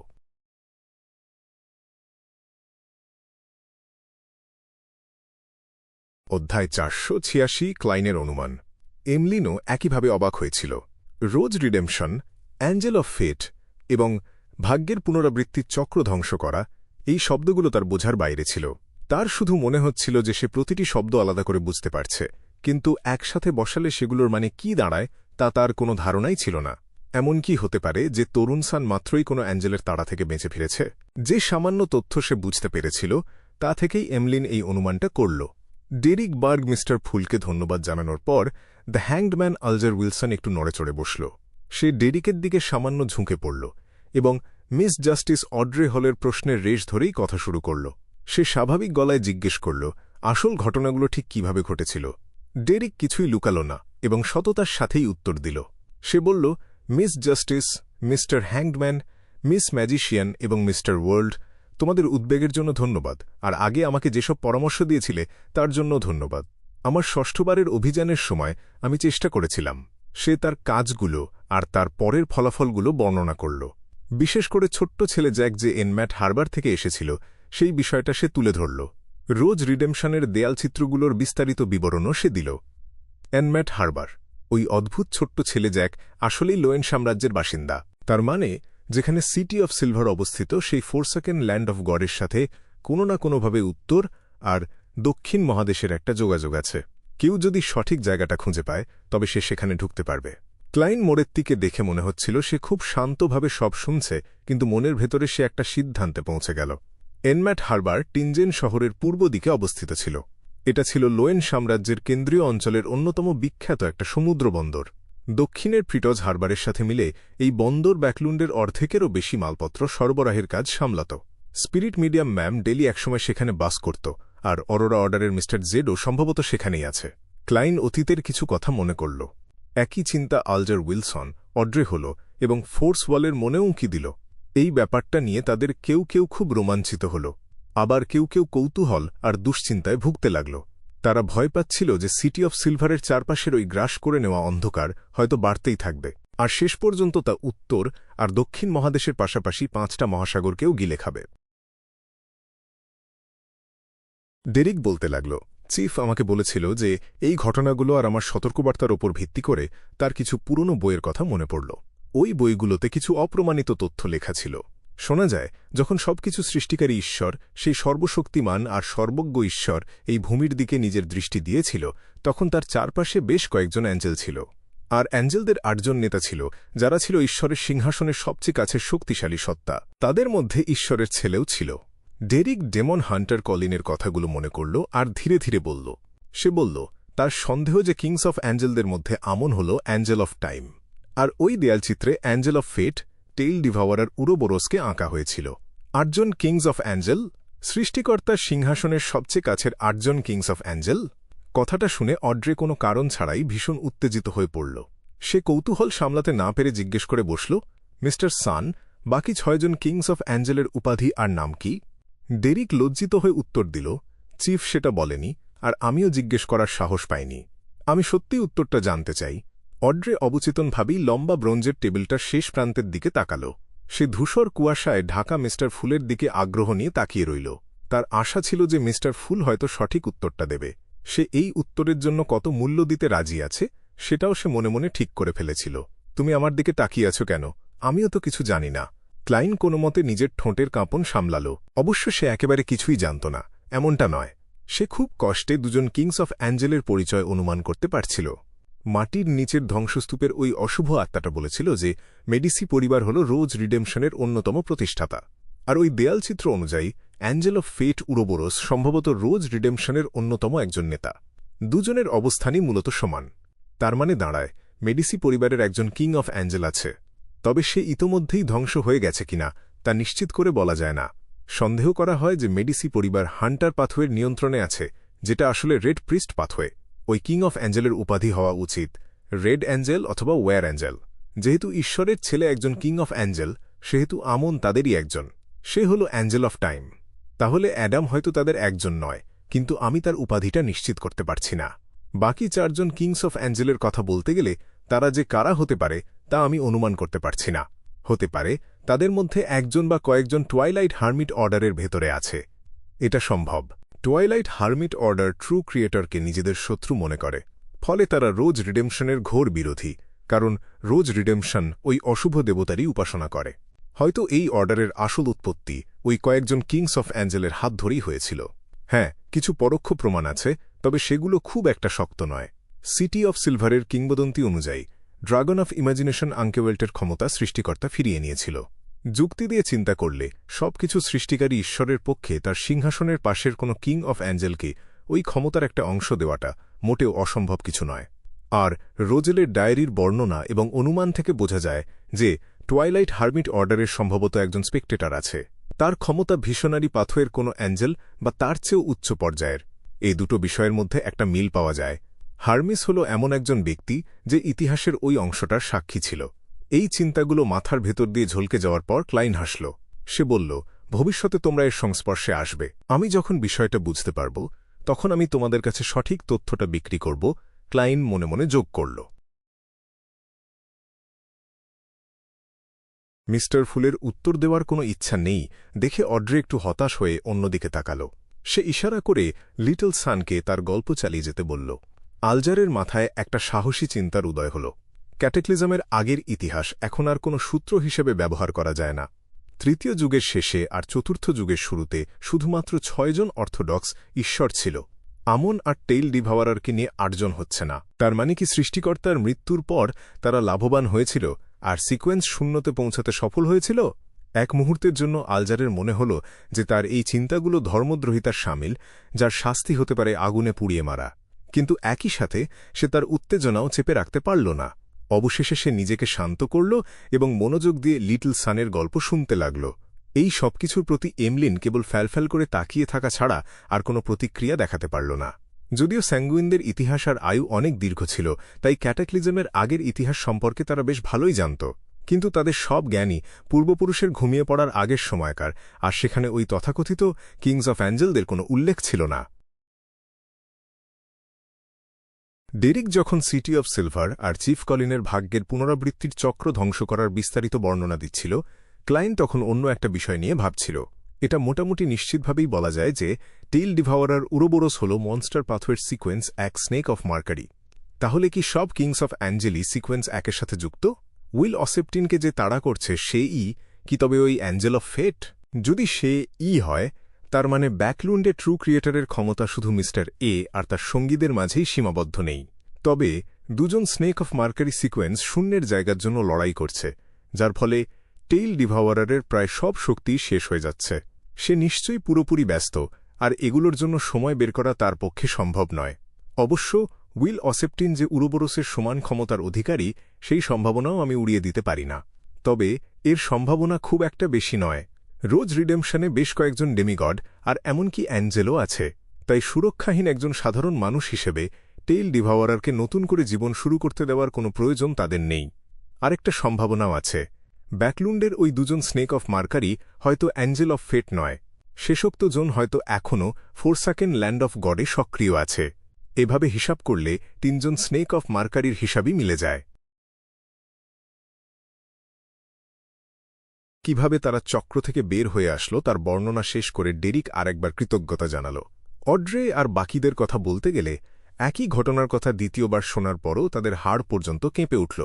ঘটনাগুলো তাদের মনে যেমন কৌতূহল জাগাল, তেমনি ভয়ও ধরিয়ে দিল।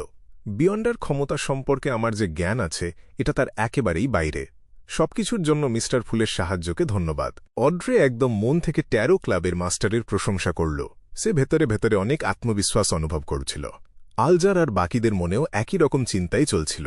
তারা সবাই ভাবল যে জীবনের এই পুনরাবৃত্তির চক্র এক ধরনের অলৌকিক ঘটনার কাছাকাছি, যা কেবল কোনো দেবতার পক্ষেই ধ্বংস করা সম্ভব। সৌভাগ্যবশত ট্যারো ক্লাবের মাস্টার নিজেই একজন দেবতা। মিস্টার ফুল একজন দেবতা। ঠিক সেই সময় ডেরিক তার সামনের দিকে তাকাল এবং আন্তরিকভাবে বলল। সে বলল, মিস ম্যাজিশিয়ান, সিটি অফ সিলভারে ফেরার পথে কিছু অপ্রত্যাশিত ঘটনার কারণে আমাদের দেরি হয়ে গেছে। যদিও সমস্যাগুলোর সমাধান হয়ে গেছে, তবুও আমাদের গতি কমে গেছে। এর ফলে আমরা সময়মতো সিটি অফ সিলভারে ফিরে যেতে পারব না। আপনার স্পিরিট ইটারের পাকস্থলীর জন্য আরও 1 বা 2 দিন সময় লাগবে। হ্যাঁ, আমার মনে হয় আমি আর নজরদারির মধ্যে নেই। ফোর্স একটা দীর্ঘশ্বাস ফেলে বলল, কোনো সমস্যা নেই, আমি অপেক্ষা করতে পারব। আমি পর্যাপ্ত সোনার ব্যবস্থা করে রেখেছি। সে মিরর ড্রাগনের চোখগুলো মিস জাস্টিসের কাছে বিক্রি করে নগদ 1000 পাউন্ড পেয়েছিল। তার শিক্ষক ডোরিয়ান গ্রেকে সে যখন সঠিক ফলাফলটা জানাল, তখন তার সততার অনেক প্রশংসা করা হল। ডোরিয়ান তাকে বলেছিল যে 8 পাউন্ডের প্রস্তাবটা আসলে তাকে প্রায় 100 পাউন্ডের মতো শ্রমের মজুরি দেওয়ার জন্যই করা হয়েছিল, তাই অতিরিক্ত 20 পাউন্ড হবে তার জন্য একটা বোনাস। অন্য কথায় সে 300 পাউন্ড আয় করেছিল। তার আগের জমানো টাকার সাথে মিলিয়ে তার কাছে এখন মোট 650 পাউন্ড আছে।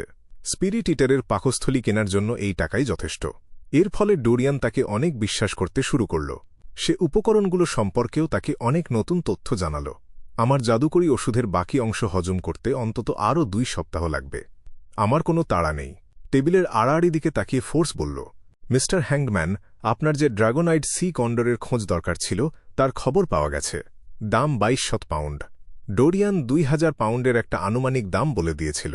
ফোর্স একদিকে যেমন দরদাম করার একটা সুযোগ রাখল, অন্যদিকে সে নিজেও একটু বেশি আয় করার ইচ্ছা করল।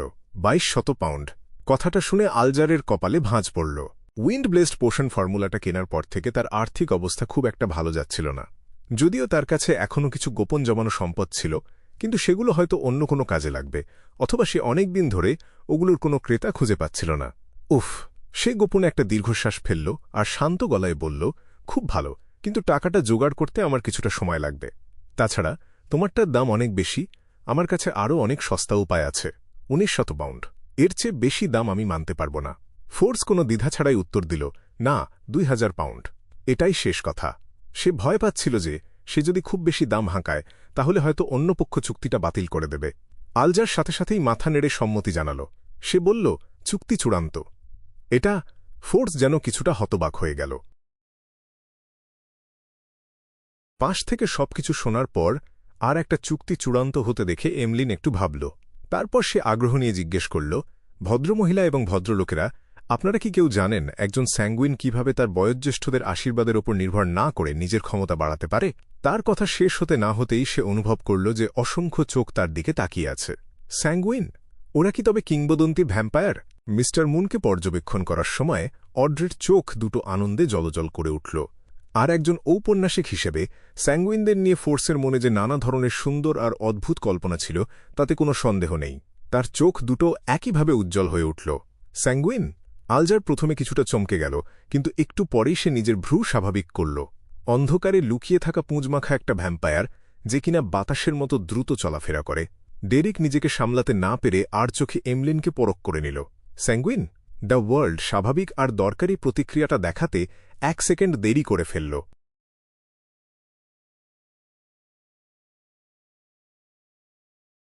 অধ্যায় 487, বেড়ে চলা ট্যারো ক্লাব। সবাই যখন তার দিকে তাকাল, এমলিন এক মুহূর্তের জন্য থতমত খেয়ে গেল। তার অস্পষ্টভাবে মনে হল সে এমন কিছু জিজ্ঞেস করে ফেলেছে যেটা করা উচিত হয়নি। তোমরা আমার দিকে ওভাবে তাকাচ্ছ কেন? আমার কি একজন স্যাঙ্গুইন বন্ধু থাকতে পারে না? ব্যাখ্যা করার চেষ্টা করব না স্যাঙ্গুইন হওয়াতে অসুবিধাটা কি। আমি একজন স্যাঙ্গুইন, এটা স্বীকার করতে অসুবিধা নেই। আমাদের স্যাঙ্গুইনদের লম্বা ইতিহাস, লম্বা জীবন আর সমৃদ্ধ ঐতিহ্য আছে। এটা একটা উঁচু জাত। তোমরাও কেউ এমন বিশেষ কিছু না। এইমাত্র যা লেনদেন হল সেটা বড়জোর একটা সিকোয়েন্স 6 জিনিস ছিল। কয়েক মুহূর্ত ভেবে এমলিন হোয়াইট তার চিবুক উঁচু করে গর্বের সাথে বলল, হ্যাঁ, আমি একজন খাঁটি স্যাঙ্গুইন। কেউ তো জিজ্ঞেস করেনি সে স্যাঙ্গুইন কিনা। মিস্টার মুনের আত্মবিশ্বাসের একটু কমতি আছে, তাই সে একটু বেশিই প্রতিক্রিয়া দেখিয়ে ফেলল। অড্রে এমলিনের অভিনয়টা পড়ে নিল। সে আসলেই একজন স্যাঙ্গুইন ফর্স কৌতূহল নিয়ে জিজ্ঞেস করল, মিস্টার মুন, তোমরা স্যাঙ্গুইনরা কি মানুষের অনুকরণ করে ডিউক, ভাইকাউন্ট, আর্ল, ব্যারন এই ধরনের আভিজাত্যের উপাধি দিয়ে বিভিন্ন স্তরের শক্তিশালীদের আলাদা করো? না, তোমরা মানুষেরাই আমাদের স্যাঙ্গুইনদের অনুকরণ করেছ। এমলিন সোজা হয়ে বসল। ক্যাটাক্লিজমের অনেক আগে, দ্বিতীয় যুগেরও অনেক আগে আমাদের স্যাঙ্গুইনদের এই উপাধিগুলো ছিল। যারা এখনও নিজের পুরো শক্তি নিয়ন্ত্রণ করতে পারেনি তারা হল অপ্রাপ্তবয়স্ক স্যাঙ্গুইন। আর আমাকে প্রাপ্তবয়স্ক ধরা হয়। এক ধাপ এগোলে ব্যারনের উপাধি পাওয়া যায়, আর সেই ধাপক্রমে ডিউক পর্যন্ত যায়। ডিউকের ওপরে থাকে কুইন আর প্রিন্সের মতো পদ। তখন তোমরা মানুষেরা এখনও জায়ান্ট কিংসের কোর্টের শাসনের তলায় ছিলে, কাজেই তোমাদের পক্ষে আভিজাত্যের উপাধি বানানো অসম্ভব। কথা শেষ হওয়ার সাথে সাথেই পাশে বসে থাকা ডেরিক বলে উঠল, আমাদের সিটি অফ সিলভারের ইতিহাসে এমন কোনো নথি নেই। স্যাঙ্গুইনদের শ্রেণীবিভাগ ব্লাসফেমি স্লেটের আগমনের পরে নির্ধারিত হয়েছিল। তার আগে ব্যাপারটা খুবই অস্পষ্ট আর ধোঁয়াশা ছিল। শুধু ছিল বিভিন্ন পরিবারের প্রধান বা কোনো এলাকার নেতার উপাধি। সবার উপরে ছিল অ্যানসেস্টার লিলিথ। তারপর কড়াকড়িভাবে পোষণ সিস্টেম অনুসরণ করা হতো বিভিন্ন সিকোয়েন্সের নাম দিয়ে। এমলিন তাচ্ছিল্যের সাথে জবাব দিল, আমাদের স্যাঙ্গুইনদের ইতিহাস আমাদের লম্বা জীবন দিয়ে লেখা হয়েছে। কোনো ছোট সাধারণ সিটি অফ সিলভারের এলোমেলো নথি দিয়ে সেটা উল্টে দেয়া যায় না। দাঁড়াও, এরা বারবার সিটি অফ সিলভারের কথা বলছে। ওটা ঠিক কোথায়? আমি কেন কখনো শুনিনি? পাল্টা জবাব দিয়ে এমলিন বুঝতে পারল সে যেন একটা গুরুত্বপূর্ণ কথা এড়িয়ে গেছে। আমাদের সিটি অফ সিলভার ইতিহাস বানিয়ে তোলে না। আমাদের নথিগুলো এমন প্রাচীন বই থেকে আসে যেগুলো যাচাই করা যায়, অথবা অন্য শহরের ধ্বংসাবশেষ থেকে আসে। ডেরিক একটু কষ্ট পেয়ে জোর দিয়ে বলল, কেউ যদি না থামায় তাহলে এরা এই বিষয় নিয়ে গ্যাদারিং শেষ হওয়া পর্যন্ত তর্ক করতে পারবে। লিটল সান সৎ, আন্তরিক আর চাপা স্বভাবের হলেও তার এক ধরনের জেদি আর অটল ব্যক্তিত্ব আছে। অন্যদিকে মিস্টার মুন স্যাঙ্গুইনদের ইতিহাস নিয়ে যেন একটু বেশিই সংবেদনশীল। অড্রে একজন টেলিপ্যাথিস্ট হিসেবে তার প্রতিদিনের পর্যবেক্ষণ চালিয়ে গেল আগ্রহ নিয়ে। ঠিক তখনই আলজার দ্য সান আর দ্য মুনের আলোচনার মাঝে ঢুকে পড়ল। আমি জানি কিভাবে একজন স্যাঙ্গুইনের শক্তি বাড়ানো যায়। এমলিনের মনোযোগ ঘুরে গেল। মিস্টার হ্যাংডম্যান, কি মূল্য দিতে হবে? আমি আমাদের স্যাঙ্গুইনদের হারিয়ে যাওয়া কিছু ইতিহাস বিনিময়ে দিতে পারি। আলজার একটু হাসল। না, আমরা সবাই ট্যারো ক্লাবের সদস্য। এই ধরনের তথ্য বিনিময় ফ্রি। মিস্টার হ্যাংডম্যান আসলেই একজন উদার, মহৎ মানুষ। এমলিন মনে মনে একটা প্রাথমিক ধারণা গাঁথল। তোমার সদিচ্ছার জন্য ধন্যবাদ। 2 সেকেন্ড ভেবে আলজার বলল, স্যাঙ্গুইনরাও পোষণ খেয়ে অগ্রসর হতে পারে, কিন্তু সেটা মিলে যেতে হবে, সঠিক ধরনের হতে হবে। বিভিন্ন চার্চ কিছু কিছু পরীক্ষা চালিয়েছে আর ফলাফল প্রমাণ করেছে যে এই পদ্ধতি কাজ করে। তবে আমি সঠিক বিস্তারিত বের করতে পারিনি। কিন্তু সেই পোষণগুলোর প্রধান উপাদান তো আমার স্বজাতির শরীর থেকে আসে। এমলিন এই পদ্ধতিকে অস্বীকার করল। দ্য হ্যাংড ম্যান হেসে বলল, কখনো জোর গলায় কথা বলো না। যেমন ধরো, আমার কাছে একজন স্যাঙ্গুইন ব্যারনের ফেলে যাওয়া বৈশিষ্ট্যের একটা সূত্র আছে। সে হঠাৎ এক সংঘাতে মারা গেছে, উত্তরাধিকারী খুঁজে নেওয়ার সময়টুকুও পায়নি। তুমি চাইলে পোষণ পদ্ধতি ব্যবহার করে এই উত্তরাধিকার গ্রহণ করতে পারো আর স্যাঙ্গুইনদের শক্তি হারিয়ে যাওয়া থেকে বাঁচাতে পারো। এই জিনিসটা আলজারের পরিচিত এক বড় জলদস্যুর। সে জানত না পোষণটা কোনো সিকোয়েন্সের সাথে মেলে, তাই বিক্রি করতে পারেনি। তার নতুন গড়া আর্টিসান সূত্রও এটাতে তেমন আগ্রহ দেখায়নি। পোষণ ব্যবহার করে উত্তরাধিকার গ্রহণ, যাতে স্যাঙ্গুইনদের ক্ষমতা হারিয়ে না যায়। এমলিনের হঠাৎ মনে হল মিস্টার হ্যাংডম্যান খুব যুক্তিসঙ্গত কথা বলছে। তাই সে জিজ্ঞেস করল, দাম কেমন? আলজার মুচকি হেসে বলল, 4000 থেকে 5000 পাউন্ডের মধ্যে। জিনিসটার মালিককে খুঁজে না পেলে নিশ্চিতভাবে বলতে পারব না। সে এই বড় জলদস্যুর সাথে আগে কখনো যোগাযোগ করেনি, কিন্তু সে বিশ্বাস করত যে দামটা বাড়াবাড়ি না হলে জলদস্যু রাজি হয়ে যাবে। জলদস্যুর কাছে কিছু বিক্রি করা মানেই লাভ, কারণ এতে মূলধন বলতে কিছু লাগে না। 5000 পাউন্ড! এমলিন চমকে উঠল। এত বড় অঙ্কের টাকা দিয়ে আমি অনেকদিন ধরে চোখে রাখা কয়েকটা পুতুল কিনতে পারব, আর আমার সব পুতুলের জন্য নতুন কাপড়ও বানাতে পারব। এমলিনের প্রথম প্রতিক্রিয়া ছিল এই লেনদেন বাদ দেয়া, কিন্তু তখন তার মনে পড়ল অ্যানসেস্টরের কৃপা, স্যাঙ্গুইনদের গৌরব আর তার নিজের জাতির ত্রাণকর্তা হওয়ার পরিচয়ের কথা। সে এক মুহূর্তের জন্য কঠিন পরিস্থিতিতে পড়ে গেল। আলজার তাকে তাড়া দিল না, শুধু একটু হেসে নির্লিপ্তভাবে বলল, আমি জানি এটা একটা কঠিন সিদ্ধান্ত। তুমি সময় নিয়ে ভেবে দেখো। ঠিক আছে। এমলিন একটু স্বস্তির শ্বাস ফেলল। মিস্টার হ্যাংডম্যান, সত্যি। অড্রে মনে মনে একটু বিড়বিড় করল। তারপর দে মুনের দিকে ঘুরে সব সদস্যদের উদ্দেশ্যে বলল, লেডি এবং ভদ্রমহোদয়গণ, ট্রি অফ এল্ডার্সের ফল আর মিরর ড্রাগনের রক্তের ব্যাপারে তোমাদের কাছে কোনো খবর আছে? হ্যাঁ, এমলিন বিনা দ্বিধায় উত্তর দিল। আগে এক বিশেষ গোয়েন্দার কাছে বিয়ন্ডার উপাদান বিক্রি করে সে ভালো লাভ করেছিল, তাই প্রত্যেক স্যাঙ্গুইন গ্যাদারিংয়ে সে এই ধরনের তথ্যের দিকে নজর রাখত। মিস জাস্টিসের আগ্রহের চাপের অপেক্ষা না করে সে বলে গেল, ট্রি অফ এল্ডার্সের ফলের দাম 600 থেকে 700 পাউন্ডের মধ্যে, আর মিরর ড্রাগনের রক্ত 100 পাউন্ডের বেশি না। সঠিক অঙ্কটা আমার মনে নেই। সে আসল দাম বলে দিয়ে সরাসরি যোগ করল, কিন্তু তোমাকে আমাকে অতিরিক্ত 50, না 100 পাউন্ড দিতে হবে। তুমি তো জানো আমাকে ঝুঁকি নিতে হবে আর সময় নষ্ট করতে হবে। এটা এমলিন শার্লক মরিয়ার্টির কাছ থেকে শিখেছে। তার মনে হয়েছিল এটা খুব ভালো আর যুক্তিসঙ্গত, কারণ মধ্যস্থতাকারীকে তো টাকা দিতেই হয়। পাকা কথা। এমলিন কথা শেষ করতেই অড্রে খুশি মনে রাজি হয়ে গেল। সে জানত এই ধরনের ব্যাপারে এখনও দরাদরি করা যায়, কিন্তু তার মনে হল না সেটার দরকার আছে। সে ভয় পেল যদি অন্য পক্ষকে রাগিয়ে দিলে চুক্তিটাই ভেঙে যায়। আমার কাছে এখন সবচেয়ে গুরুত্বপূর্ণ হল সিকোয়েন্স 7-এ অগ্রসর হওয়া। সম্রাট রোজেল একবার বলেছিলেন, টাকা দিয়ে যে সমস্যার সমাধান হয় সেটা আর সমস্যা না। অড্রের সাম্প্রতিক ভারী মনটা একটু হালকা হল। নিউ ইয়ার বলের পরে সে 40,000 পাউন্ডের সম্পদের নিয়ন্ত্রণ পেয়েছে। তাকে শুধু কিছু হিসাবরক্ষক আর তার বাবার পাঠানো ম্যানেজমেন্ট স্টাফকে নিয়োগ দিতে হবে। একই সাথে সে 20,000 পাউন্ডের বেশি মূল্যের গয়না, ঘোড়া, শিকারি কুকুর, পেইন্টিং এসব উপহার পেয়েছে। বেশিরভাগই এসেছে তার মা, 2 বড় ভাই আর হল পরিবারের অন্য সদস্যদের কাছ থেকে। নগদ টাকার ব্যাপারে তার কাছে বেশি কিছু ছিল না, মাত্র 5,000 পাউন্ড। ব্যাকল্যান্ডের সেই বড় কুয়াশার ঘটনায় তার অবদানকে নিজের অনুরোধেই গোপন রেখে আর্ল হলের রাজনৈতিক সম্পদে পরিণত করা হয়েছিল, তাই কোনো পুরস্কার ছিল না। এর বদলে সেই বড় অভিজাত ব্যাংকার প্রতিশ্রুতি দিয়েছিলেন তার ছোট দেবদূতের মিস্টিসিজম সংক্রান্ত যে কোনো খরচ তিনি বহন করবেন। অবশ্য অড্রে সিকোয়েন্স সাথে যাওয়ার ইচ্ছাটা প্রকাশ করার সাহস পায়নি। তাকে এখনও নিজের পকেটের টাকা আর সঞ্চয়ই ব্যবহার করতে হচ্ছে। ঠিক আছে, এই মাসেই গ্লেইন্টের কাছে আমার দেনা মেটাতে পারব। পরের মাসে মিস্টার ফুলের ব্লেস্টকে 2,000 পাউন্ড দিতে পারব। আমার একটুও টানাটানি লাগবে না। অড্রে ভালো মেজাজে এসব ভাবল। খুব ধনী। এমলিন সামলে নিতে নিতে অবাক হয়ে জিজ্ঞেস করল, আমরা লেনদেনটা কিভাবে শেষ করব? অড্রে মৃদু হেসে ব্যাখ্যা করল, মিস্টার ফুলের কাছে নৈবেদ্য দিয়ে।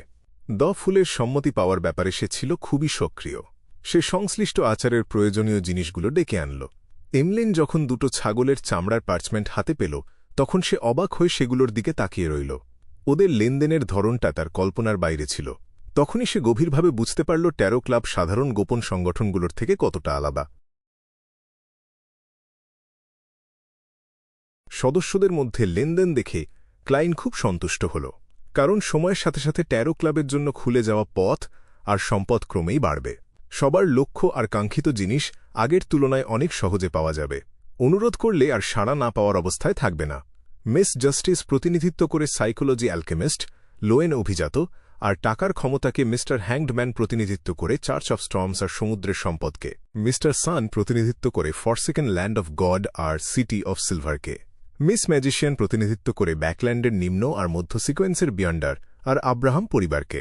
দ্য মুন প্রতিনিধিত্ব করে স্যাঙ্গুইনদের। এরা সবাই ট্যারো ক্লাবের লেনদেনের সম্পদ আর খবর সংগ্রহের ক্ষমতাকে পূর্ণতা দেবে। সবাই অগ্রসর হতে চলেছে। ভাবতে ভাবতে ক্লাইন দ্য ওয়ার্ল্ডকে নিয়ন্ত্রণ করে কর্কশ গলায় বলল, একজন সাইকিয়াট্রিস্টের ফেলে যাওয়া বৈশিষ্ট্যের একটা সূত্র আমার কাছে আছে। মিস জাস্টিস, তোমার কি এটার দরকার আছে? ক্লাইন এমলিনের ব্যবসা ছিনিয়ে নেয়নি, কারণ সে জানত মিস জাস্টিসও একই পথের একটা পোষা প্রাণী রাখে। চাহিদার অভাব হবে না তা সে নিশ্চিত ছিল। অবশ্যই অড্রে প্রায় কোনো দ্বিধা ছাড়াই বলল। তার চিন্তাটা ছিল খুব সরল। শত্রুর আক্রমণের সম্মুখীন হলে শুধু নিজের সারপ্রাইজের ওপর ভরসা রাখা যথেষ্ট নাও হতে পারে। সাথে যদি সুসিও থাকে যে আরও বেশি অপ্রত্যাশিত হবে, তাহলে ব্যাপারটা আরও নিশ্চিন্ত হবে। এতে একটু সময় লাগবে, হয়তো 1 মাস কিংবা 2 মাসও। দ্য ওয়ার্ল্ড নিচু গলায় যোগ করল, কোনো সমস্যা নেই। অড্রের ওপর কোনো মানসিক চাপ ছিল না। সে জানত সুসি এখনও টেলিপ্যাথিস্ট পোষণ হজম করে শেষ করেনি। এই লেনদেনটা পাকা হলেই হল। আশা করি যত দ্রুত সম্ভব সাইকিয়াট্রিস্ট রিলিজ করতে পারব। মিস জাস্টিস দাম নিয়ে জিজ্ঞেসই করল না। তার কাছে ফুলের তদারকিতে দাম খুব বেশি বাড়াবাড়ি হবে না। যদি বাড়াবাড়ি না হয় তাহলে সে রাজি। ওর আর্থিক অবস্থা সম্প্রতি অনেক ভালো হয়েছে। ক্লাইন দ্য ওয়ার্ল্ডকে দিয়ে দ্য হ্যাংড ম্যানের দিকে তাকিয়ে নিচু গলায় হাসিয়ে বলল, আমাকে একটা জিনিস বিক্রি করতে সাহায্য করতে আগ্রহী? দাম 3,500 পাউন্ডের কম না। তোমাকে 15% কমিশন দেয়া হবে। তোমার সাথে কাজ করতে পেরে খুশি হব। আলজার আগে রাজি হয়ে তারপর আগ্রহ নিয়ে জিজ্ঞেস করল, জিনিসটা কি? দ্য ওয়ার্ল্ডের ব্যাপারে সে বেশ কৌতূহলী ছিল। তার মনে হতো অন্য পক্ষ অনেক কিছু জানে আর তার কাছে ভালো জিনিসের কমতি নেই। একজন বিয়ন্ডারের ফেলে যাওয়া বৈশিষ্ট্য, যেটা সিকোয়েন্স 6-এর সমতুল্য। মূল উদ্দেশ্য হল মানুষকে নিজের চেহারা আর গড়ন বদলাতে দেয়া। সাথে আছে ক্লোজ কমব্যাট আর আগুন নিয়ন্ত্রণের মতো শক্তির সংযোজন। অবশ্য কী ধরনের ফল পাওয়া যাবে সেটা নির্ভর করবে আর্টিসানের চিন্তা আর মানের ওপর। দ্য ওয়ার্ল্ড একটু হাসল। চেহারা আর গড়ন বদলানো, আমার এটা চাই। অড্রে আর ফর্সের মাথায় একই মুহূর্তে একই কথা এলো। পার্থক্য শুধু এই, পরের জন কেবল মনে মনে ভাবছিল, কিন্তু অড্রে মুখ খুলল আর জলজলে চোখে জিজ্ঞেস করল, মিস্টার হ্যাংডম্যান, এই বৈশিষ্ট্য ব্যবহার করে আর্টিসান যে মিস্টিক্যাল আইটেম বানাবে, আমি কি সেটা প্রি অর্ডার করতে পারি? যতক্ষণ চেহারা বদলানোর ক্ষমতাটা থাকে। বাবা নিশ্চয়ই আমাকে এমন একটা মিস্টিক্যাল আইটেম কিনতে দেবেন যেটার সাইড এফেক্ট সহ্য করা যায়। অড্রে অস্বাভাবিক রকম স্বস্তির সাথে মনে মনে যোগ করল।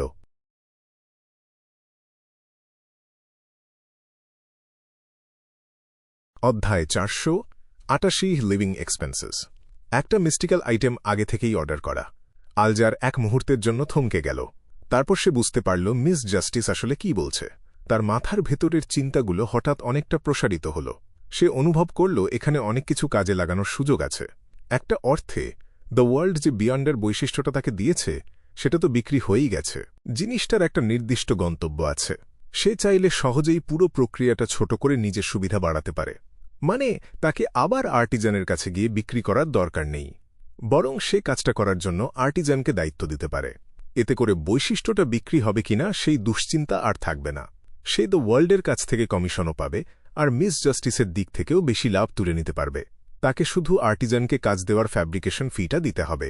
অবশ্য আর্টিজান এই ঝুঁকি নিতে রাজি হবে কিনা সেটাও ভাবার বিষয়। মাথার ভেতর অনেক চিন্তা একসাথে ঘুরপাক খেল। সে দ্রুত লাভ ক্ষতির হিসাব মিলিয়ে একটা সিদ্ধান্তে পৌঁছাল। কোনো সমস্যা নেই, এই ব্যাপারটা আমি দেখব। আলজার মিস জাস্টিসের দিকে তাকাল। তার মনে হল অড্রের গা থেকে যেন সোনালি একটা আলো ঠিকরে বেরোচ্ছে, চোখ ধাঁধিয়ে দেওয়ার মতো আলো। চার্চ অব স্টর্মসে যোগ দেওয়ার পর সমুদ্রে এত বছর ভেসে বেরিয়েছে সে, কিন্তু এরকম মানুষ আর কোথাও দেখেনি। সমুদ্রের ব্যবসায়ী তো অনেক আছে, ধনী মানুষও আছে, কিন্তু এদের কেউই টাকার ব্যাপারে এতটা উদাসীন না। মিস জাস্টিসের আর্থিক অবস্থা কি এতটাই ভালো হয়ে গেছে? ক্লাইনও অবাক হয়ে গেল। এক মুহূর্তের জন্য তার ইচ্ছা হল অড্রেকে মনে করিয়ে দিতে যে তার ব্লেস্টের কাছে 2000 পাউন্ড পাওনা আছে, সেটা যেন তাড়াতাড়ি শোধ করা হয়। কিন্তু সে নিজেই তো রাজি হয়েছিল যে অড্রে ফেব্রুয়ারি বা মার্চ পর্যন্ত দেরি করতে পারে। তাই সে চুপ করে থাকল। দে ফুলের ভাবমূর্তি নষ্ট করার কোনো ইচ্ছাই তার ছিল না। অন্তত ফেসলেস বিয়ন্ডার বৈশিষ্ট্যের টাকাটা শিগগিরই হাতে আসবে। কত তাড়াতাড়ি আসবে সেটা নির্ভর করবে মিস্টার হ্যাংম্যান কিভাবে সেই বিশেষ আর্টিজানের সাথে যোগাযোগ করেন, আর আর্টিজান কত দ্রুত মিস্টিক্যাল আইটেমটা বানাতে পারেন। দুর্ভাগ্যজনকভাবে এই মুহূর্তে আর্টিজানের সাথে যোগাযোগের জন্য তাকে মিস্টার হ্যাংম্যানের উপর নির্ভর করতেই হবে। না হলে সে সরাসরি মিস জাস্টিসের কাছে এই বৈশিষ্ট্যটা বিক্রি করে দিতে পারত, কোনো কমিশন দিতে হতো না। এই কথা ভাবতেই ক্লাইনের মনটা অদ্ভুত মিশ্র অনুভূতিতে ভরে গেল। এত বড় একটা ডিল চূড়ান্ত করে আলজার ভেতরে ভেতরে স্বস্তির নিঃশ্বাস ছাড়ল। সে অনুভব করল তার আর্থিক অবস্থা ধীরে ধীরে ভালো হচ্ছে। কয়েক সেকেন্ড ভেবে সে বলল, ভদ্রমহিলা ও ভদ্রমহোদয়গণ, আপনাদের কারো কাছে কি এমন কোনো উপায় বা আইটেম আছে যা দিয়ে একটা জাহাজের সব মানুষকে একসাথে ঘুম পাড়িয়ে দেওয়া যায়? আলজার এখনও ব্লু শ্যাডো ফ্যালকন শিকার করতে সেই আদিম দ্বীপটায় যেতে পারেনি, কারণ সে কোনো উপায় ভেবে বের করতে পারেনি কিভাবে ব্লু অ্যাভেঞ্জার ছেড়ে যাবে। জাহাজের 10-12 জন নাবিক আর চার্চের ক্রু সদস্যদের সন্দেহ না জাগিয়ে কিভাবে কাজটা করবে সেটাই সমস্যা। পুরো জাহাজের সবাইকে গভীর ঘুমে ফেলে দেওয়া? ক্লাইনের প্রথমেই মনে এলো বায়োলজিক্যাল পয়জন বোটলের কথা, কিন্তু ওই জিনিসটার প্রভাব একদম নিয়ন্ত্রণহীন। ফলাফল কেমন হবে কে জানে, ভাবতেই তার ভয় লাগল। তারপর তার মনে পড়ল ক্রিপিং হাঙ্গারের ভেতরের নাইটমেয়ার সোলের কথা। মানুষকে গভীর ঘুমে ফেলে স্বপ্নের ভেতর টেনে নিয়ে যাওয়া, এসব তো নাইটমেয়ার বিয়েন্ডার জবের বিশেষত্ব। কিন্তু সমস্যা হলো একজন নাইটমেয়ার একসাথে এত মানুষকে ঘুম পাড়াতে পারে না। তার প্রভাবের সীমা 10 জনের বেশি না। মিস্টার হ্যাংডম্যানের চাহিদা পূরণ করতে হলে সেই পাথওয়ের সিকোয়েন্স 5 বা তারও উপরের ডেমিগড লেভেলের কেউ লাগবে। ক্লাইন মাথা থেকে চিন্তাটা ঝেড়ে ফেলল। দ্য ওয়ার্ল্ডকে সে এসব বলতে দিল না। একই সময় অড্রে, ফোর্স আর ডেরিক হয় মাথা নাড়ল, নয়তো বলল না। এমলিন একটু মনে করার চেষ্টা করে বলল, আমি জিজ্ঞেস করে দেখতে পারি। হয়তো আমাদের স্যাঙ্গুইন গোত্রের কাছে এরকম কোনো মিস্টিক্যাল আইটেম আছে। সবসময় বলে আমাদের স্যাঙ্গুইন। ভবিষ্যতে এই দিক থেকেই ছেলেটাকে কাজে লাগানো যাবে। আলজার ব্যাপারটা খেয়াল করে হাসিমুখে মাথা নাড়ল। আপনাকে কষ্ট দিতে হবে তাহলে। লেনদেনের পর্বটা শেষের দিকে আসছে দেখে ক্লাইন দ্রুত দ্য ওয়ার্ল্ডকে দিয়ে তার সর্বশেষ প্রয়োজনের কথাটা তুলতে বলল। সবাই আমার জন্য একটু খেয়াল রাখবেন, প্রাচীন কোনো ওয়েথের অবশিষ্ট স্পিরিচুয়ালিটি আর একটা 6 পাখাওয়ালা গার্গয়েলের 1 জোড়া চোখ লাগবে। এছাড়া বাকি যেসব সাপ্লিমেন্টারি উপাদান লাগবে সেগুলো জোগাড় করা তেমন কঠিন না। 13 ক্লাবের মাধ্যমে সেগুলো নেওয়ার দরকার আছে বলে সে মনে করল না। ঠিক আছে। ডেরিক প্রথমে সাড়া দিল, তারপর একটু লজ্জিত গলায় যোগ করল, মিস্টার ওয়ার্ল্ড, একটা বিয়ন্ডার বৈশিষ্ট্যের মেন্টাল করাপশন সরানোর পদ্ধতিটা পেতে আরও কিছু সময় লাগবে। আমি খুব শিগগিরই সিকোয়েন্স 7-এ উন্নীত হতে পারব বলে আশা করছি। এটা বলে সে পাশে তাকাল। মিস্টার হ্যাংডম্যান, সিটি অফ সিলভারে ফিরে গিয়েই আমি আশপাশে সচরাচর দেখা যায় এমন রাক্ষসদের একটা তালিকা বানিয়ে দেব। ডেরিক যা যা ধার করেছিল, যা যা প্রতিশ্রুতি দিয়েছিল অথচ পূরণ করতে পারেনি, সব মনে রেখেছিল। এসব ভাবলে তার ঘুমটাও ঠিকমতো হতো না। কোনো সমস্যা নেই, বিষণ্ণ গলায় দ্য ওয়ার্ল্ড উদাসীনভাবে বলল। ক্লাইনের আসলে কোনো তাড়া ছিল না। সে এখনও তার ফেসলেস প্রিন্সিপলগুলো গুছিয়ে নিতে পারেনি। পোষণ হজম করার কাজও সবে শুরু হয়েছে। আরও কয়েক মাস লাগবে। তাই তার পরিকল্পনা ছিল না সরাসরি গার্গাস আর্কিপেলাগোর দিকে যাওয়া, বরং সে একজন অ্যাডভেঞ্চারার আর ভ্রমণকারী হিসেবে কলোনিয়াল দ্বীপগুলোতে ঘুরে বেড়াবে। মাঝে মাঝে পরিচয় বদলে বিভিন্ন রকম জীবন অনুভব করবে। এভাবে ফেসলেস প্রিন্সিপলগুলো ধীরে ধীরে আত্মস্থ করবে। এই পুরো সময় সে মারমেইডদের সম্পর্কে আরও বিস্তারিত খোঁজখবর নেবে। চার্চ অব দ্য গডেস এই ধরনের আধ্যাত্মিক প্রাণী পালন করে, আর তাদের কাছে সিয়ার পাথওয়ের হাই সিকোয়েন্স পোষণ ফর্মুলা আছে। এটা জানার পর থেকে ক্লাইন দুশ্চিন্তায় ছিল। গার্গাস আর্কিপেলাগোতে যে কোনো ফেসলেস যে অ্যাডভান্সমেন্টের জন্য যাবে তার বিরুদ্ধে নিশ্চয়ই ফাঁদ পাতা থাকবে। মানে ক্লাইনকে সোনিয়া সাগরে 2-3 মাস বা তারও বেশি সময় ঘুরে বেড়াতে হবে। এই দীর্ঘ সময়টা দ্য সানের জন্য যথেষ্ট একটা পোষণ ফর্মুলা পেতে, প্রয়োজনীয় উপাদান জোগাড় করতে আর সিকোয়েন্স 7 সোলার হাইপ্রিস্টে উন্নীত হতে। ট্রানজ্যাকশনের অংশটা শেষ হল। 13 ক্লাবের সদস্যরা এবার মুক্ত আলোচনার পর্বে ঢুকল। অড্রে মিস্টার হ্যাংডম্যানের প্রত্যাশা মতোই প্রথমে উঠে দাঁড়াল।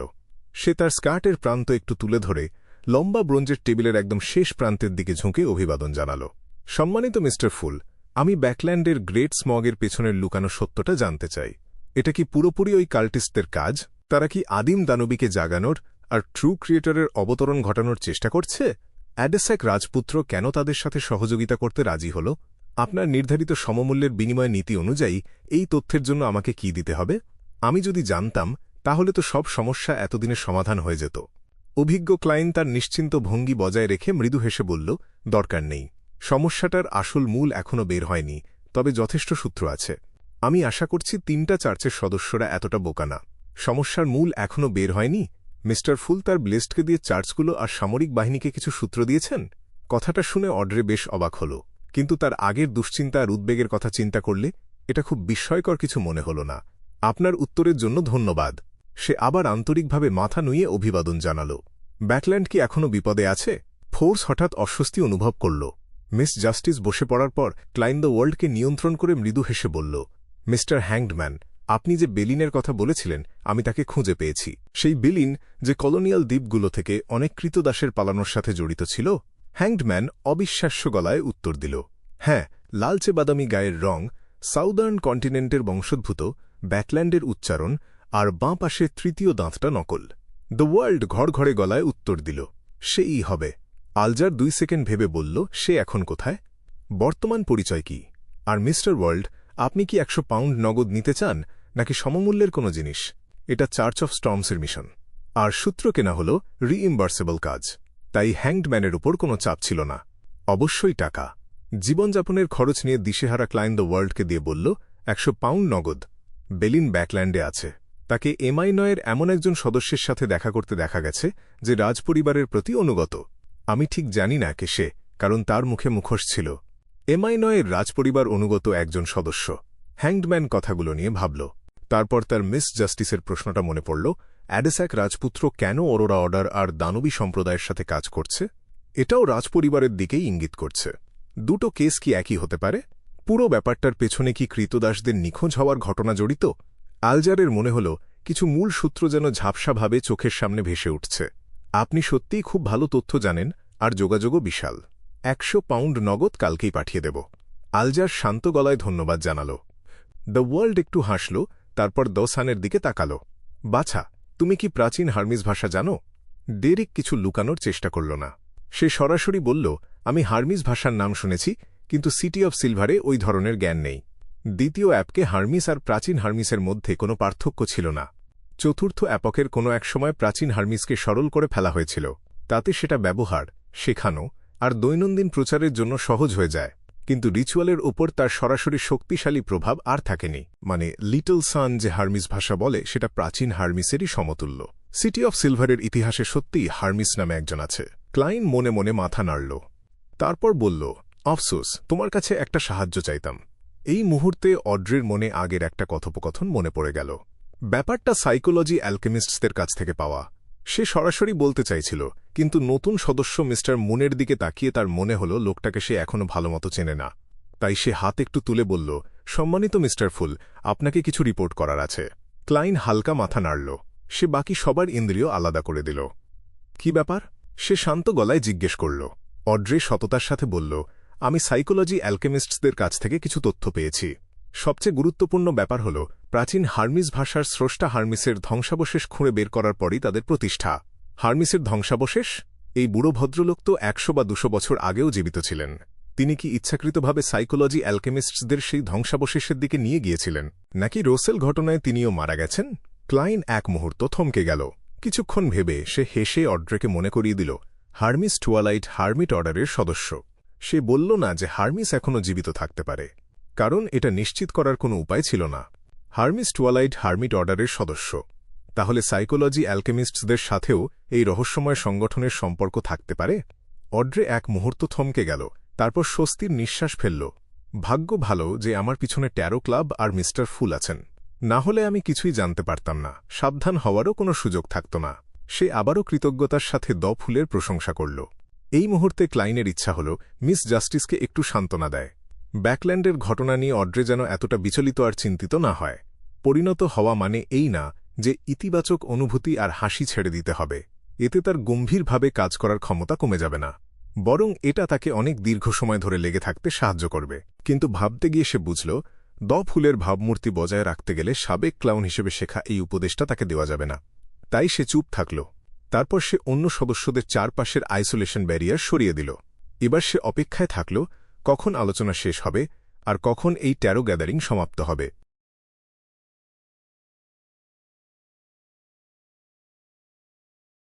আরও কিছুক্ষণ কথা চলল। হঠাৎ ডেরিক একটা প্রশ্ন করল, সম্মানিত মিস্টার ফুল, আপনাকে ধন্যবাদ জানাতে চাইলে সাধারণত আমাদের কি ধরনের হাতের ভঙ্গি ব্যবহার করা উচিত? হাতের ভঙ্গি? লিটল সানের প্রশ্নটা শুনে ক্লাইন এক মুহূর্তের জন্য থমকে গেল। চার্চ অব দ্য গডেসের মতো ঘড়ির কাঁটার দিকে গোল আঁকার কথা কখনোই তার মাথায় আসেনি। চার্চ অব স্টর্মসের মতো ডান হাতের মুঠো দিয়ে বুকের বাঁদিকে আঘাত করার ভঙ্গির কথাও না। এটাই বোধহয় একজন নকল ঈশ্বরের শেষ সীমা। সে মনে মনে নিজেকে নিয়ে ঠাট্টা করল। মিস্টার ফুলকে চুপ করে মুচকি হাসতে দেখে অড্রের মনে হল যেন তিনি তাদের সবার পরামর্শের অপেক্ষায় আছেন। হঠাৎ তার মাথায় অনেক নতুন ভাবনা এলো। সে চারপাশে তাকাল, চোখ দুটো ঝিকমিক করছিল। বলল, সবাই, আমাদের কি নিজেদের পরিচয় বোঝানোর জন্য একটা গোপন ভঙ্গি তৈরি করা উচিত না? আমাদের ট্যারো ক্লাবে এখন বেশি সদস্য নেই, তাই একই জায়গায় হাজির হয়ে নানা কারণে একে অন্যের বিপক্ষে দাঁড়িয়ে যাওয়ার ভয় এই মুহূর্তে কম, কিন্তু ভবিষ্যতে এটা এড়িয়ে যাওয়া কঠিন হয়ে যাবে। আমাদের একটা বিশেষ সংকেত দরকার, যাতে আমরা বন্ধু আর শত্রু আলাদা করতে পারি। এই ব্যাপারে আমার একটা ভাবনা আছে। ক্লাইনের হঠাৎ আগের জীবনের কিছু গোপন হাতের ভঙ্গির কথা মনে পড়ল, যেমন ওয়েস্টকোটের ভেতর হাত ঢোকানোর সংকেত। সে যখনই দ্য ওয়ার্ল্ডকে কাজে লাগিয়ে পরামর্শটা দিতে যাচ্ছিল, ঠিক তখনই দ্য হ্যাংডম্যান মুখ খুলল। না, মিস জাস্টিস, আমার মনে হয় না এটা ভালো ভাবনা। অন্য গোপন সংগঠনগুলোর তুলনায় আমাদের ট্যারো ক্লাবের সবচেয়ে আলাদা দিকটা হল সদস্যরা একে অন্যকে চেনে না। এমনকি যদি আমি একটা চরম উদাহরণ দেই। ধরো, আমাদের একজন সদস্য ধরা পড়ল আর তার উপর জিজ্ঞাসাবাদ চলল, তবু সে অন্যদের কোনো ক্ষতি করতে পারবে না। তবে যদি এমন কেউ থাকে যে মিস্টার ফুলকে অগ্রাহ্য করে সরাসরি এই জায়গায় ঢুকে আসতে পারে, তাহলে কথা আলাদা, আর সেটা স্পষ্টতই অসম্ভব। কিন্তু আমাদের যদি একটা পুরো সংকেত আর পাসকোডের ব্যবস্থা থাকে, তাহলে বিশ্বাসঘাতকরা সেগুলো ব্যবহার করে শত্রুপক্ষকে আমাদের একে একে ধরিয়ে দিতে পারবে। তুমি কি ট্যারো ক্লাবের সদস্য হিসেবে নিজের পরিচয় এতটাই দেখাতে চাও? অড্রে এক মুহূর্তের জন্য কোনো উত্তর খুঁজে পেল না। সে আমতামতা করে বলল, কিন্তু তুমি যে পরিস্থিতির কথা বললে সেটা নিয়ে চিন্তা করাটা যুক্তিযুক্ত, কিন্তু এই সমস্যা আমাদের প্রতি সপ্তাহের নিয়মিত মিটিং দিয়ে সামলানো যায়। আগে থেকে একটা সাময়িক ভঙ্গি ঠিক করে নিতে পারি আর মিস্টার ফুলের কাছে প্রার্থনাও করতে পারি। অড্রে বিশাল পরিমাণে স্বর্ণ দেবে। এই কথা মাথায় রেখে আলজার উইলসনের গলার সুর ধীরে ধীরে নরম হয়ে এলো। অড্রে একটু বুঝতে পেরে জবাব দিল, সবচেয়ে সহজ উদাহরণ হল সোমবারের ট্যারো গ্যাদারিংয়ে আমরা প্রথমেই বুঝে নেব অন্য কোনো সদস্যের সঙ্গে দেখা হওয়ার বা সংঘাতে জড়ানোর সম্ভাবনা আছে কিনা। তারপর আমরা নিজেদের পরিচয় বোঝাতে একটা সাময়িক ভঙ্গি ঠিক করে নেব। কাজ শেষ হয়ে গেলে সাথে সাথে সেই ভঙ্গিটা বাদ দিয়ে দেব। যদি হঠাৎ কোনো পরিস্থিতি তৈরি হয় আর আমরা সময়মতো যোগাযোগ করতে না পারি কিংবা কোনো সন্দেহ জাগে, তাহলে সুযোগ বুঝে মিস্টার ফুলের কাছে প্রার্থনা করে নিশ্চিত হতে পারি যে একই ঘটনায় আর এক সদস্য জড়িত আছে কিনা। ঠিক ওরকমই কিছু একটা। আলজার নিঃশব্দে একটা স্বস্তির শ্বাস ছাড়ল। ঠিক সেই মুহূর্তে ডেরিক হঠাৎ যেন বুঝতে পেরে বলল, দুঃখিত, আমি একটা বোকার মতো প্রশ্ন করেছি। মিস্টার ফুল কখনোই তাঁকে ধন্যবাদ জানানোর কোনো ভঙ্গির কথা বলেননি, কারণ তিনি আমাদের নিজেদের পরিচয় ফাঁস হয়ে যাওয়া নিয়ে চিন্তিত ছিলেন। সেই সাথে সাথে লম্বা ব্রোঞ্জের টেবিলের একদম শেষ মাথার দিকে তাকাল। আপনার ইচ্ছাই আমাদের পথ। আমি এইমাত্র একটা বিশেষ হাতের ভঙ্গির কথা ভাবলাম। ক্লাইন মুচকি হাসল। জবাব দিল, ঠিক বলেছ। সে অন্য সদস্যদের দিকে তাকাল। শান্ত গলায় বলল, চলো, আজকের মিটিং এখানেই শেষ করি। আপনার ইচ্ছাই আমাদের আদেশ। দ্য মুন বাদে বাকি সব সদস্য একসাথে উঠে দাঁড়াল। এমলিন এক মুহূর্ত থমকে গেল। তারপর তাড়াহুড়ো করে উঠে দাঁড়িয়ে অন্যদের মতো নুয়ে অভিবাদন করার চেষ্টা করল। তার চোখের সামনে সাথে সাথে গাঢ় লাল একটা আলো ভেসে উঠল। সে অনুভব করল তার শরীরটা সামান্য নিচের দিকে নেমে গেল। একটু পরেই তার দৃষ্টি স্বাভাবিক হয়ে এল। সে দেখল নিজের ঘরে নানা মাপের পুতুল ছড়িয়ে আছে। এতক্ষণে এমলিন হোয়াইট পুরোপুরি শান্ত হল। সে তার প্রথম ট্যারো গ্যাদারিংয়ের কথা মনে করতে লাগল। মিস্টার ফুল ছাড়া বাকি সদস্যদের কাউকেই খুব শক্তিশালী মনে হল না। ওরাও কি আমার মতো নানা কারণে বেছে নেওয়া হয়েছে? আমার পেছনে অ্যানসেস্টার আছেন, তাহলে ওদের পেছনে কে আছে? কি মজার ব্যাপার। আমি ভেবেছিলাম দ্য সান হয়তো এমন এক ডেমিগড যে কোনো অ্যাঞ্জেলের তাড়া থেকে কোনোমতে পালিয়ে এসেছে, আর এখন দেখা গেল সে নিজেই একটা সিকোয়েন্স ৮ যে কিনা সিকোয়েন্স ৭-এ উঠতে চাইছে। যে বাচ্চা ভদ্রতা জানে না সে নিশ্চয়ই বড় হয়নি। তবে সে যেই সিটি অফ সিলভারের কথা বলল আর যেসব অভিজ্ঞতার কথা বলল সেগুলো খুবই অদ্ভুত। আমাকে সুযোগ বুঝে লর্ড নিবসকে জিজ্ঞেস করতে হবে না, আগে কসমিকে জিজ্ঞেস করি, আর আমার বাবা মাকেও। দেখি ওরা সিটি অফ সিলভার নিয়ে কিছু জানে কিনা। সিটি অফ সিলভারের ইতিহাসের বইগুলোর এত সাহস যে আমাদের স্যাঙ্গুইনদের কীর্তিগুলো বদলে দিয়েছে। মিস জাস্টিস ব্যাকল্যান্ডের সে খুব ধনী। সে কি কোনো ধনী ব্যাংকারের মেয়ে নাকি কোনো অভিজাতের মেয়ে? হয়তো সে নিজেই কোনো ব্যাংকার বা অভিজাত। মিস ম্যাজিশিয়ান আমার দিকে কেমন অদ্ভুতভাবে তাকিয়েছিল। সে নিশ্চয়ই মহান স্যাঙ্গুইনদের প্রশংসা করে। সে খুব বেশি কথা বলে না, নিজের সম্পর্কেও বেশি কিছু বলেনি। হ্যাঁ, সে চুপচাপ একটা মেয়ে। মিস্টার হ্যাংডম্যান একজন পরিণত ভদ্রলোক। সে অনেক কিছু জানে, তার চরিত্রও বেশ মহৎ। নতুন সদস্যদের প্রশ্নের উত্তর দিতে রাজি, দরকার মতো সাহায্য আর তথ্যও দিতে পারে। বলা যায় সে বেশ জনপ্রিয়। The sun are the world দুজনেই তাকে প্রশ্ন করতে আর সাহায্য চাইতে আগ্রহী। দ্য ওয়ার্ল্ড লোকটাকে মোটেও পছন্দ হল না। সে যখন কথা বলে মনে হয় গলায় কফ জমে আছে যা সে কিছুতেই বের করতে পারছে না। এমন লোকের রক্ত খেতেও আমার ঘৃণা হবে। সবটাই নোংরা হবে। সে খুব চাপা স্বভাবের, নিজের অনুভূতি লুকিয়ে রাখতে ওস্তাদ। তার ওপর সে এত সহজে একটা সিকোয়েন্স ৬ বিয়ান্ডার ক্যারেক্টারিস্টিক বের করে আনল। আবার ২ মাসের মধ্যে একটা সাইকিয়াট্রিস্ট বিয়ান্ডার ক্যারেক্টারিস্টিক দেওয়ার কথাও দিল। দারুণ ব্যাপার। মাথায় খুঁটিনাটি ব্যাপারগুলো ঘুরতে ঘুরতে এমলিন বুঝতে পারল ট্যারো ক্লাবটা সরল, আবার একই সাথে সরলও না। আরও একটা কথা, মিস্টার ফুল মিটিংয়ের আলোচনায় বেশি নাক গলাননি। তাঁর যেন শুধু রোসেলের সেই বিখ্যাত ডায়েরির ব্যাপারেই আগ্রহ, কিন্তু তিনি নিজের সদস্যদের জন্য মিরাকল পর্যায়ের সুবিধা দিতেও রাজি। এই কথা ভাবতে গিয়ে এমলিন দ্য মুন হিসাবে নিজের পরিচয় নিয়ে একটু গর্ব অনুভব না করে পারল না। পুতুলে ভরা ঘরটার চারপাশে চোখ বুলিয়ে সে নিজের সমস্যাটার কথা মনে করল। ৪,০০০ থেকে ৫,০০০ পাউন্ড দামের একটা রেলিক, অল্প সময়ের মধ্যে ব্যারন হয়ে যাওয়ার একটা সুযোগ। এটা আমাকে সত্যিই কঠিন একটা অবস্থায় ফেলে দিচ্ছে। এই মুহূর্তে এমলিন তার সিদ্ধান্ত নিতে পারেনি ঠিকই, তবু তার মনে হল ঘরটা যেন আরও অন্ধকার হয়ে আসছে, যেন কাঁধে ভারী একটা ঋণের বোঝা চেপে বসেছে।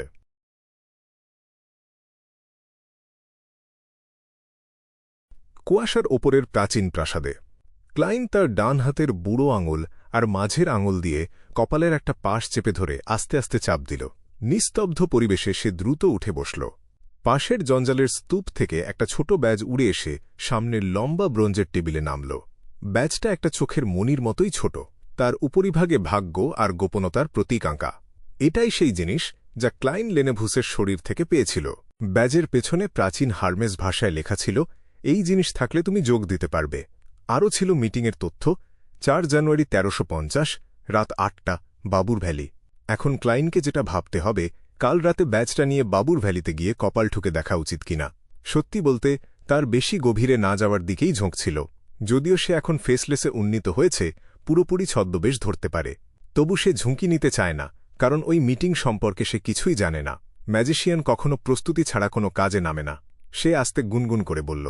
পকেট থেকে একটা স্বর্ণমুদ্রা বের করে আঙুলের ফাঁকে ধরল। আরেক হাতে সে ব্যাজটা তুলে নিল। বিড়বিড় করে বলল, বাবুর ভ্যালির মিটিংয়ে যাওয়াটা ঝুঁকিপূর্ণ। কয়েকবার এই কথাটা আউড়ে শেষমেশ সে স্বর্ণমুদ্রাটা ছুঁড়ে দিল। মুদ্রাটা ঘুরতে ঘুরতে এসে তার হাতের তালুতে সোজা হয়ে দাঁড়িয়ে গেল। মানে ডিভিনেশনটা ব্যর্থ হল, যেমনটা ভেবেছিলাম। ক্লাইন অবাক হল না। এটা তথ্যের অভাবের সমস্যা না, এটা তথ্যের পুরোপুরি অনুপস্থিতির সমস্যা। সে চুপ করে বসে রইল। স্বর্ণমুদ্রাটাকে আঙুলের ফাঁকে ফাঁকে বুনতে দিল। শেষমেশ ক্লাইন তার কৌতূহল আর দুঃসাহস দুটোকেই বসে এনে ঠিক করল, সে যাবে না। কিন্তু এর মানে এই না যে আমি একদম জড়িত হতে পারব না। কাল রাত ৮টা। সে মুচকি হাসল। বাস্তব জগতে ফিরে এলো।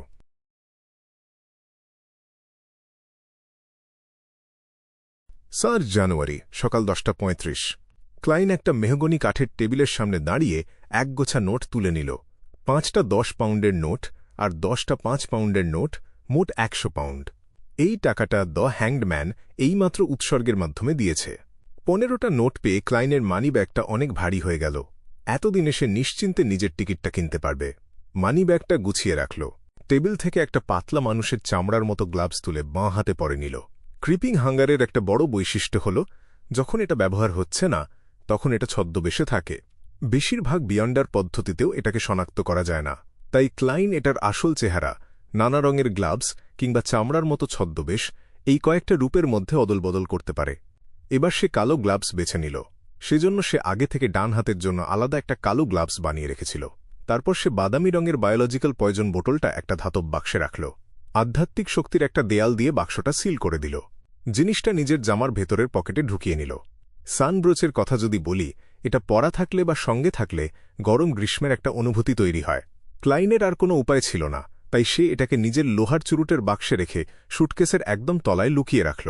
9টা পিউরিফাইং বুলেট, 15টা ডিমন হান্টিং বুলেট, 3টা এক্সরসিজম বুলেট। ক্লাইন তার রিভলভার আর কার্তুজের বাক্সটা বের করল। চুপচাপ গুনতে গুনতে গুলিগুলো ভরে নিল। সে সিলিন্ডারটা বন্ধ করল। রিভলভারটা বগলের নিচের হোলস্টারে ঢুকিয়ে দিল। কালো টুইডের কোট আর হাফ টপ হ্যাট পরে নিল। ছড়ি আর সুটকেস তুলে নিয়ে হোটেলের ঘর থেকে বেরিয়ে এলো। অল ব্ল্যাক আই আর যেসব জিনিস সে ব্যবহার করতে পারে না, সেগুলো ধূসর কুয়াশার উপরেই থাকল। বাকি সবকিছু নিয়ে সে পুরোপুরি সজ্জিত। একটা গাড়ি নিয়ে ক্লাইন হোয়াইট রোজ বড়তে অবস্থিত প্রিৎজো হারবার টিকিট কোম্পানিতে পৌঁছাল। কোম্পানিটা একটা পুরনো 3তলা বিল্ডিংয়ে। দরজায় একটা কাঠের নোটিশ বোর্ড লাগানো। ক্লাইন বোর্ডটার কাছে গিয়ে দাঁড়াল। অলস চোখে দেখতে লাগল। বোর্ডে লেখা ছিল, লক্ষণীয় বিষয় 1, শৃঙ্খলা বজায় রাখুন, লাইন কঠোরভাবে মানতে হবে। 2, প্রস্রাব বা পায়খানা করবেন না, থুতু ফেলাও নিষেধ। 3, কোনো বিরোধ হলে লবিতে গার্ডকে খুঁজে নিন। 4, কোনো ঘরে উলফিশের ক্যান খুলবেন না। ক্যানে ভরা উলফিশ? ওটা আবার কি? ক্লাইন ভ্রু কুঁচকাল।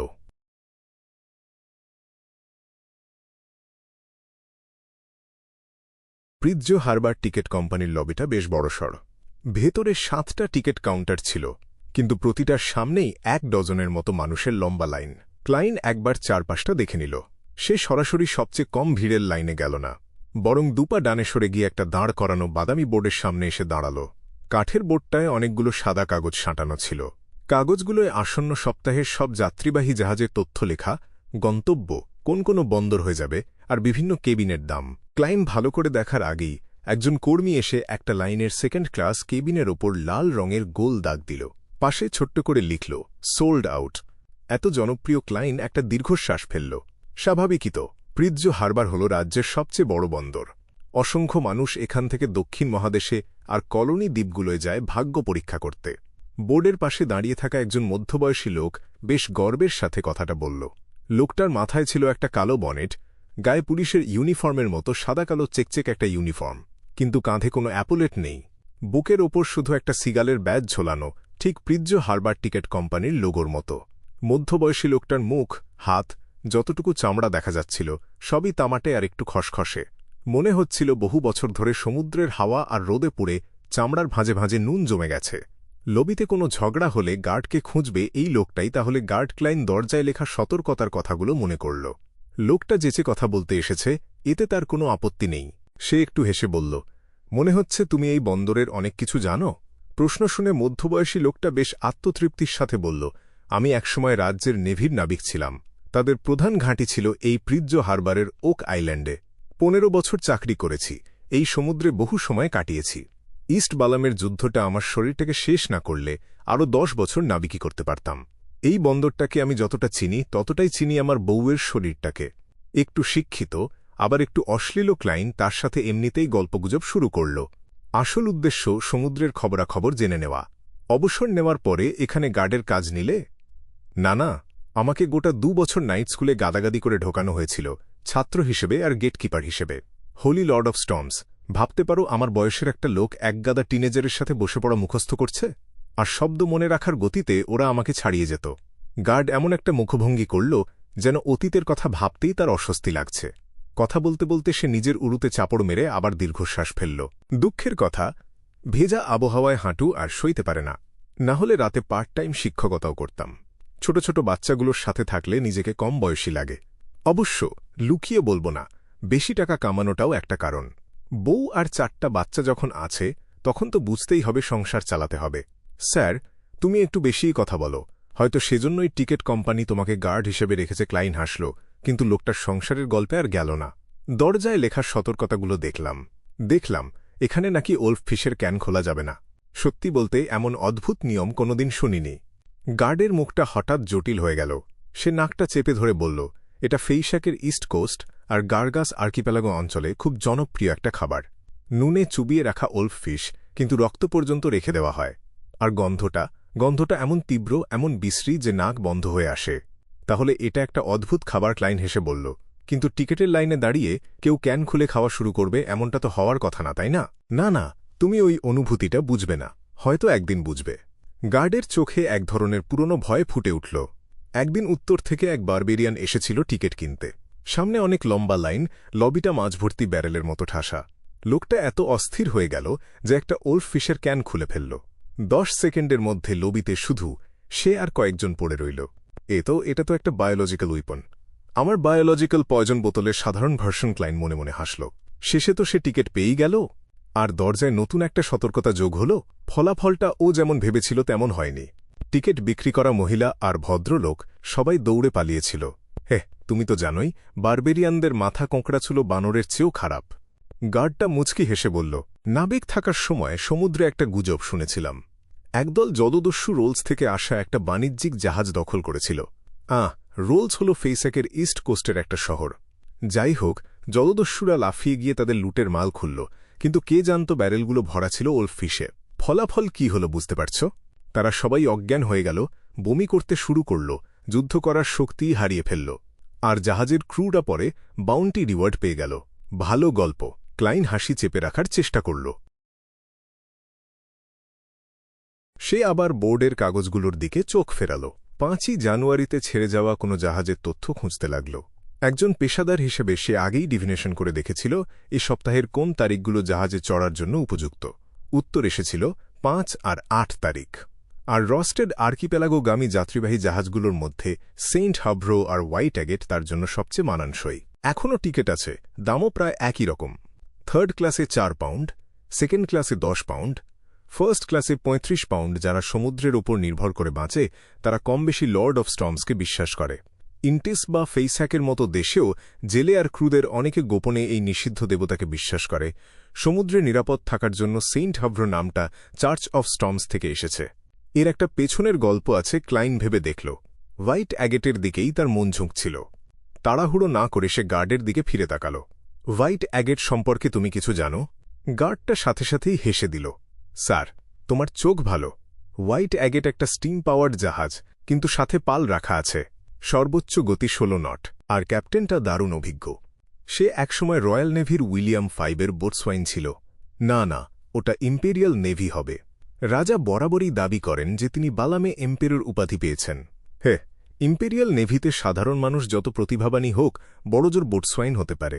অফিসার হতে গেলে তোমাকে তোমার সিনিয়রকে সন্তুষ্ট করতে হবে যে কোনো উপায়ে। তবেই তোমাকে প্রিৎজ নেভাল একাডেমিতে রিজার্ভ অফিসার হিসেবে রেকমেন্ড করা হবে। এইভাবেই অ্যালান্ড নেভি থেকে বাধ্য হয়ে চলে আসে। তারপর হোয়াইট অ্যাগেটে যোগ দিয়ে এক পা করে ক্যাপ্টেন হয়। আমি বলবো 1st ক্লাস কেবিন নিতে। 3-4 জন কাজের লোকের জন্য রুম পাবে, এটিকেট শেখা একজন অ্যাটেন্ডেন্ট পাবে, দারুণ রান্না জানা একজন শেফ পাবে, একটা শান্ত রেস্টুরেন্টে বসে সমুদ্রের দৃশ্য দেখতে পারবে, সিগার খাওয়ার আলাদা ঘর, তাস খেলার আড্ডার জায়গা। গার্ডের এত খুঁটিনাটি বর্ণনা শুনে ক্লাইনের মনে সন্দেহ জাগল। ক্লাইনের মুখভঙ্গি দেখে গার্ড একটু লজ্জিত হেসে বলল, অ্যাল্যান্ড একসময় আমার বস ছিল। প্রায় মদ খাওয়াতো আর বলতো যেন 1st ক্লাসের প্রচার করি। কিন্তু নিশ্চিন্ত থাকো, আমি যা বলেছি সব সত্যি। আসল সমস্যা এটা না, আসল সমস্যা হলো টাকার। ক্লাইন মনে মনে বলল। মনস্থির করে সে কিছুক্ষণ ভেবে জিজ্ঞেস করল, স্যার, একজন সমুদ্রের অ্যাডভেঞ্চারারকে তুমি কি পরামর্শ দেবে? গেরম্যান স্প্যারোর পরিচয়ের সাথে মানিয়ে নিতে ক্লাইন নিজের চেহারাটা একটু পাল্টে নিয়েছিল, নিজেকে আরও ঠান্ডা, আরও ধারালো দেখাতে। অ্যাডভেঞ্চারার? গার্ড অজান্তেই গলা উঁচু করে ফেলল। লাইনে দাঁড়িয়ে থাকা অনেকেই ঘুরে ক্লাইনের দিকে তাকাল। স্পিরিচুয়াল ইনটিউশনে ভর করে ক্লাইন সহজাতভাবেই একটা দৃষ্টিরেখা অনুসরণ করল। সে দেখল একজন ৩০-এর কোঠার লোক, মাথায় কালো টপ হ্যাট, মুখটা একটু রুক্ষ, ঝড়জলে কুঁচকে যাওয়া চামড়া, শরীরটা শক্তপোক্ত হলেও খুব লম্বা না, আর ফ্যাকাশে নীল চোখ দুটোয় অনেক অভিজ্ঞতার ছাপ।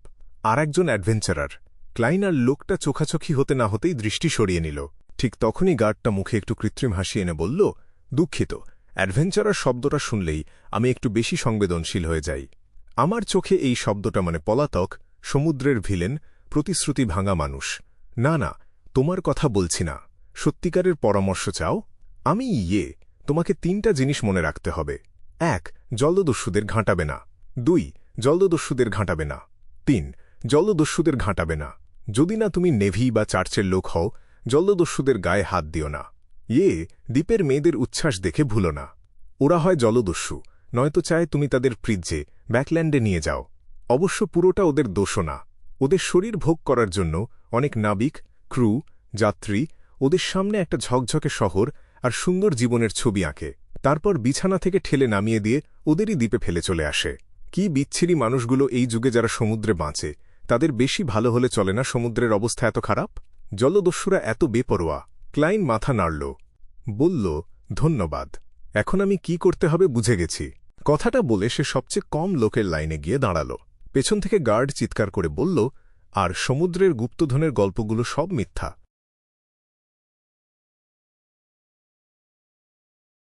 ওয়াইট্যাগেটের জন্য 2nd ক্লাসের একটা টিকিট কিনে ক্লাইন হোটেলে ফিরে গেল। ধৈর্য ধরে অপেক্ষা করতে লাগল রাত নামার। এই ফাঁকে সে প্রিৎজো হারবারের সবচেয়ে নামকরা ফ্রাইড ফিশটা চেখে দেখল। স্বাদটা মন্দ লাগেনি, কিন্তু প্রতিদিন এটা খাওয়াটা মেনে নিতে পারবে না। 8টা বাজার একটু আগে সে গ্রে ফগের ওপরে উঠে গেল।